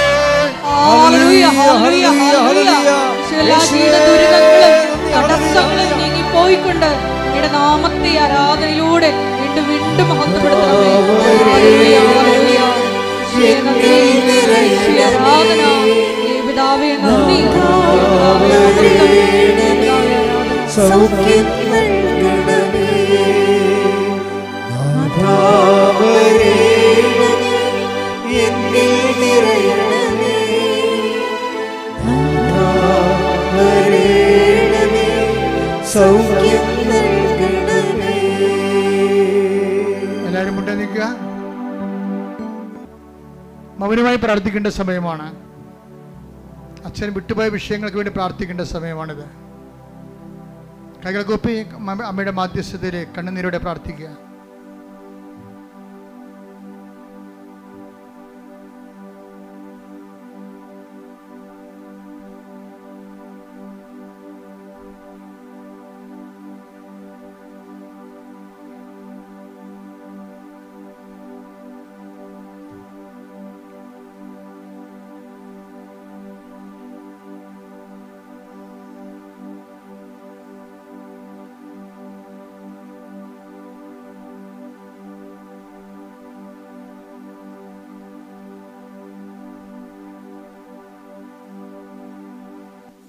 അറിയിപ്പുകൾ. ഒന്നാമത്തെ അറിയിപ്പ് നിങ്ങൾക്ക് രാവിലെ പറഞ്ഞതാണ്, ഇപ്പോഴും വീണ്ടും പറയുകയാണ്. അതായത് മാല പൊട്ടിക്കാൻ വേണ്ടി എപ്പോഴും ഒരു വർഗ്ഗം ഇവിടെ വർക്ക് ചെയ്യുന്നുണ്ട്. ഏത് രാജ്യത്തു നിന്നും എന്നതാണ്, പക്ഷെ അവർ സംഘടിതമായിട്ടാണ് വരണത്. പലരുടെയും മാല പോകുന്നുണ്ട്. അപ്പം നിങ്ങൾ പരമാവധി കൃപാസനത്തിൽ സ്വർണ്ണം ഇട്ടുകൊണ്ട് വരരുത്. വരികയാണെങ്കിൽ നിങ്ങൾ സൂക്ഷിക്കണം. ഞാനിത് ഓൺലൈനിലേക്ക് പറയണത് എന്താ കാര്യം വെച്ച് കഴിഞ്ഞാൽ എപ്പോഴും ഇങ്ങനെ കണ്ണീരൊന്നും കാണാൻ കഴിയില്ല. നിങ്ങൾ ശ്രദ്ധിക്കാഞ്ഞിട്ടാണത്. കാര്യം ഇതിനു വേണ്ടി വരുന്നവർ പുറകിലുള്ള ആൾക്കാരെ മറച്ചുകൊണ്ട് അവർ സാരി കൊണ്ട് തലപ്പ് വരച്ചിട്ടിട്ട് കാഴ്ച മറക്കും. മുമ്പിലുള്ളവർ കാണുകയുമില്ല. അങ്ങനെയാണ് ഇവർ തന്ത്രം കാണിക്കണത്. അതുപോലെ ബാഗുള്ളവരും സൂക്ഷിക്കണം. ബാഗ് മുതുകത്ത് നിങ്ങൾ തൂക്കിയിട്ടുണ്ട് പോകും. ആ ബാക്കിൽ നിന്ന് മൊബൈൽ പോയി. ഇപ്പോൾ പല പ്രാവശ്യം പെട്ടെന്ന് എടുക്കും മൊബൈൽ. നിങ്ങൾ വലിയ നമ്മളെ വരുന്നുണ്ടെങ്കിൽ നിങ്ങൾക്ക് അറിയാമല്ലോ, ഇവിടെ വരുമ്പോൾ അതുപോലെ തന്നെ പിശാചം കയറി വരും. ആൾക്കാർ കൂടുന്ന സ്ഥലത്തൊക്കെ ഇതുപോലുള്ള കള്ളന്മാർ വരും, കള്ളികളും വരും. അപ്പോൾ അത് നിങ്ങൾ ശ്രദ്ധിക്കേണ്ട കാര്യം നിങ്ങൾ ശ്രദ്ധിക്കണം. രണ്ടാമത്തെ അറിയിപ്പ്, അച്ഛൻ വെഞ്ചരിച്ചാണെന്നും പറഞ്ഞ് പുറത്തുനിന്ന് മെഴുകുതിരി വാങ്ങിക്കുന്നുണ്ട്. പുറത്തുനിന്ന് അത് അച്ഛൻ വെഞ്ചരിച്ചതല്ലത്. അവരങ്ങനെ പറ്റിക്കാൻ വേണ്ടി കച്ചവടക്കാർ ഇവിടെ നിന്നൊക്കെ വരുന്ന ആൾക്കാരാണ്. അവർ പറയണതാണ് അച്ഛൻ വെഞ്ചരിച്ചതല്ല. കൃപാസനത്തിൻ്റെ ഉടമ്പടി അവരോട് ബന്ധപ്പെട്ട എല്ലാ സംഭവവും ഞാൻ ഏതാണ്ട് 12 പ്രാർത്ഥന ചൊല്ലിയാണ് വെഞ്ചരിക്കുന്നത്. അത് നമ്മളുടെ കൃപാസനത്തിനകത്തേ കിട്ടത്തുള്ളൂ, പുറത്ത് കിട്ടത്തില്ല. അപ്പോൾ അതിപ്പോൾ നമ്മൾ ഓർപ്പുണ്ടാണ്. ആരെങ്കിലും പറ്റിപ്പ് വീഴരുത്. പിന്നെ ഓൺലൈനിലൂടെ ഞാൻ ആവശ്യപ്പെട്ടു എന്നും പറഞ്ഞുകൊണ്ട് പണം ചോദിക്കുന്നുണ്ട്. അച്ഛന് അങ്ങനെ ഒരു ബന്ധവുമില്ല, അങ്ങനെ ആരോടും ചോദിക്കാറുമില്ല. അതുപോലെ തന്നെ അത് എന്തെങ്കിലും പൊതു ആവശ്യം വന്നാൽ ഞാൻ തന്നെ ഈ മേക്കിൽ വിളിച്ചു പറയും. അല്ലാതെ വേറെ ആരെയും പണം സ്വീകരിക്കാൻ നിങ്ങൾ തന്നെ കൃപാസനത്തിൽ തന്നെ ആരുടെയും പണം കൊടുക്കാൻ നിങ്ങൾക്ക് അനുവാദമില്ല. പണം കൊടുക്കണത് ഒരു ലേഡി അവിടെ വെച്ചിട്ടുണ്ട്, അനുവെന്നും പറഞ്ഞ്. അവിടുത്തെ കൊടുത്താൽ അപ്പം തന്നെ രസീത് വാങ്ങിക്കണം നിങ്ങൾ. അത് കർശനമായിട്ട് പറയണം. നമ്മൾ ദൈവത്തിന് കൊടുക്കേണ്ട കാര്യം കൊണ്ട് ആൾക്കാരുടെ പൊട്ടടിക്കരുത്. അത് അവരുടെ കുടുംബത്തിന് കേടാണ്, നിങ്ങൾക്കും കേടാണ്. അപ്പം ശ്രദ്ധിക്കണം. അപ്പോൾ എന്തെങ്കിലും ഒബ്ജക്ഷൻസ് കൃപാസനം പ്രേക്ഷിതരുടെ ഭാഗത്തുനിന്ന് വരികയാണെങ്കിൽ അത് റിട്ടേണായിട്ട് നിങ്ങൾ എനിക്ക് തരണം, എഴുതി തരണം. കാര്യം കൃപാസനം എന്ന് പറയുന്നത് ലോകം മുഴുവനും മാതാവിൻ്റെ പ്രത്യക്ഷീകരണത്തെ വിശുദ്ധമായത് കാരണം കൊണ്ട് തന്നെ പിശാചിൻ്റെ അകത്തുള്ളവരെ കൊണ്ട് തന്നെ ഇത് നശിപ്പിക്കാൻ വേണ്ടി നോക്കും. അപ്പോൾ അതുകൊണ്ട് പ്രത്യേകം ശ്രദ്ധിച്ച് പറയണതാണ്. വളരെ എല്ലാം നല്ല ചൈതന്യമുള്ള പ്രേക്ഷിതരാണ് അച്ഛൻ വെച്ചിരിക്കുന്നത്. പക്ഷേ എന്തെങ്കിലും കംപ്ലൈൻറ്റുകൾ നിങ്ങൾക്ക് തോന്നിയാൽ, കാരണം പുതിയ ആൾക്കാരെയും പഴയ ആൾക്കാരൊക്കെ ഉണ്ട്, ഒത്തിരി ഉണ്ട്. പക്ഷേ എന്തെങ്കിലും കംപ്ലൈൻറ്റ് തോന്നിയാൽ അപ്പം തന്നെ റിട്ടേൺ പറഞ്ഞിട്ട് കാര്യമില്ല, റിട്ടേണായിട്ട് നിങ്ങളുടെ എഴുതി അച്ഛന് തരണം. അതിവിടെ എബ്രാഹം എന്ന് പറഞ്ഞ ഒരാളെ വെച്ചിട്ടുണ്ട്. അവിടെ കൊണ്ടുവന്ന് കൊടുത്താൽ മതി ഇൻഫർമേഷനിലേ. കാരണം വെച്ചാൽ വളരെ പക്കായായിട്ടാണ് ശുശ്രൂഷ പോകണം. അതുകൊണ്ട് തന്നെ നമ്മളുടെ ഉദ്ദേശം മാതാവിൻ്റെ പ്രത്യക്ഷീകരണമാണ്. അത് ദൈവത്തിൻ്റെ ലക്ഷ്യമാണത്. മാതാവിൻ്റെ പ്രത്യക്ഷീകരണം ലോകം ഏറ്റെടുക്കുക. അതിൻ്റെ അകത്ത് എന്തെങ്കിലും കളങ്ങൾ വന്നു കഴിഞ്ഞാൽ ദൈവം ആ കുടുംബത്തെ പോലും വെച്ചുകൊണ്ടിരിക്കത്തില്ല. എന്താ കാര്യം? ദൈവിക പദ്ധതിയാണ് അട്ടിമറിക്കണത്. ഇതൊരു ധ്യാനകേന്ദ്രമല്ല. മാതാവിൻ്റെ പ്രത്യക്ഷീകരണം സഭയ്ക്ക് കൈമാറുന്ന സ്വർഗീയ കൈമാറ്റ ഇടമാണ്. അതിന് ദൈവത്തിൻ്റെ ഒരു പദ്ധതിയാണ് അവിടെ വർക്ക് ചെയ്യുന്നതുകൊണ്ടാണ് സാക്ഷ്യങ്ങൾ ഇങ്ങനെ തോരാതെ നിൽക്കുന്ന കാര്യം. പക്ഷേ അതേസമയം തന്നെ കൃപാസനു വേണ്ടി പ്രാർത്ഥിക്കണം. കൃപാസന ഇതുപോലെ ദൈവകൃപയിൽ നിറഞ്ഞു നിൽക്കുന്നത് കൊണ്ട് തന്നെ ഒത്തിരിയേറെ പേര് വെറുതെയൊക്കെ വീഡിയോ ഇടുന്നുണ്ട്. എന്തെങ്കിലുമൊക്കെ പറഞ്ഞുകൊണ്ട് വീഡിയോ ഇടും. ഞങ്ങൾക്ക് അവരോട് കർത്താവ് പറഞ്ഞിരിക്കുന്നത് എന്താണ്? നിങ്ങൾ ദ്രോഹിക്കുന്നവരെ ആശീർവദിക്കുക മാത്രമേ ചെയ്യാവുന്ന. അതാണ് സുവിശേഷം. അതുപോലെ ഞങ്ങൾ ആശീർവദിക്കുക മാത്രമേ ഉള്ളൂ. പക്ഷേ എൻ്റെ പ്രശ്നമെന്ന് പറയുന്നത് പലപ്പോഴും ശ്രദ്ധിക്കേണ്ട വിഷയം, ഇങ്ങനെയുള്ള വിഷയങ്ങൾ വരുമ്പോൾ നിങ്ങളുടെ അനുഭവങ്ങൾ കമൻറ്റ് ചെയ്യാൻ ബാധ്യസ്ഥരാണ്. അല്ല, നിങ്ങൾ മിണ്ടാതിരിക്കരുത്. അവർക്ക് അനുഭവം ഇല്ലാത്തവർ എന്തെങ്കിലും വിളിച്ചു പറയണേ. പക്ഷേ അനുഭവമുള്ളവർ അത് സാക്ഷ്യപ്പെടുത്താൻ നിങ്ങൾക്ക് ധാർമ്മികമായ ബാധ്യതയുണ്ട്. അതിൻ്റെ കീഴിൽ നിങ്ങൾക്കുള്ള കമൻറ്റ്, നിങ്ങൾ കൃപാസനത്തിൽ എന്ത് ഫീൽ ചെയ്തു ഇവിടെ വന്നപ്പോൾ, അതാണ് നിങ്ങളവിടെ കമൻറ്റ് ചെയ്യേണ്ടത്. അപ്പോൾ അത് വരുമ്പോൾ എന്താ പറ്റണമെന്ന് വെച്ച് കഴിഞ്ഞാൽ മറ്റുള്ളവർക്ക് കർത്താവിനെ കൈമാറാൻ നിങ്ങൾ സുവിശേഷത്തിന് ഉപകരണമാകാൻ നിങ്ങൾക്ക് സാധിക്കും. അപ്പോൾ അത് പ്രത്യേകം ശ്രദ്ധിക്കുക. ഇപ്പോൾ 2 കാര്യങ്ങൾ അച്ഛൻ പറഞ്ഞിട്ടുണ്ട്. നമ്മൾ സമാപനാശീർവാദത്തിനായിട്ട് ഒരുങ്ങുകയാണ്. പ്രേക്ഷിത ശുശ്രൂഷ അച്ഛൻ്റെ കൂടെ നിന്നുകൊണ്ട് 1 കൊല്ലമോ 2 കൊല്ലമോ ജീവിതകാലം മുഴുവനോ ശുശ്രൂഷ ചെയ്യാൻ ആഗ്രഹിക്കുന്നവരെ 8281297511 ഇത് വാട്സപ്പ് നമ്പറാണ്. ഇതിൽ വിളിച്ചിട്ട് നിങ്ങൾക്ക് ശുശ്രൂഷ ചെയ്യാൻ ആഗ്രഹമുണ്ടെങ്കിൽ പറയുക. സിസ്റ്റേഴ്സും അതുപോലെ തന്നെ ശുശ്രൂഷ ചെയ്യാൻ ഇവിടെ 6 സിസ്റ്റേഴ്സുണ്ട്. അവർ നല്ലവണ്ണം ശുശ്രൂഷ ചെയ്യുന്നുണ്ട്. എങ്കിലും ഇനിയും ആർക്കെങ്കിലും സിസ്റ്റേഴ്സിന് 1 കൊല്ലം പ്രയറായിട്ട് എടുത്തിരിക്കുന്ന സിസ്റ്റേഴ്സില്ലേ, അവർക്കും കൃപാസനത്തിൽ വന്ന് ശുശ്രൂഷ ചെയ്യാനുള്ള അവസരം ഉണ്ടായിരിക്കുന്നതാണ്. അപ്പോൾ ദൈവം നിങ്ങൾ അനുഗ്രഹിക്കട്ടെ. ഞങ്ങൾക്ക് എല്ലാവർക്കും വേണ്ടി പ്രാർത്ഥിക്കണം. Price the Lord. ഒരിക്കൽ കൂടി മരിയൻ്റെ ഉടമ്പടിയിൽ സമർപ്പിച്ചിരിക്കുന്ന എല്ലാ വിഷയങ്ങളും ദൈവമാതാവിൻ്റെ മധ്യസ്ഥതയിൽ ദിവ്യകാരുണ്യ സന്നിധിയിൽ സമർപ്പിച്ച് നമുക്കൊരു നിമിഷം മൗനമായിട്ട് പ്രാർത്ഥിക്കാം.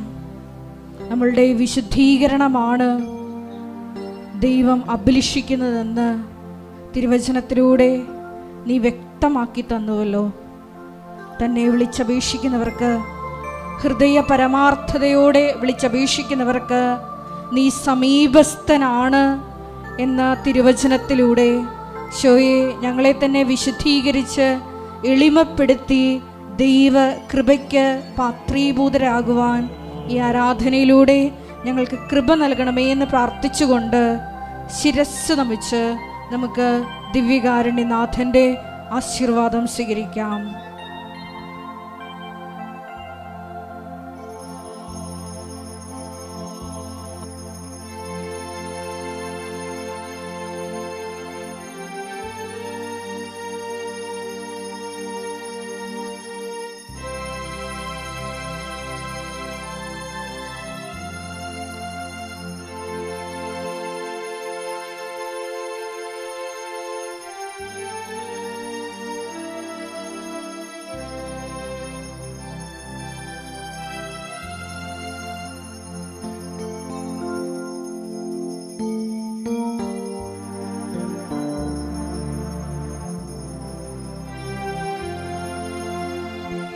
പരിശുദ്ധ പരമ ദിവ്യകാരുണ്യമേ,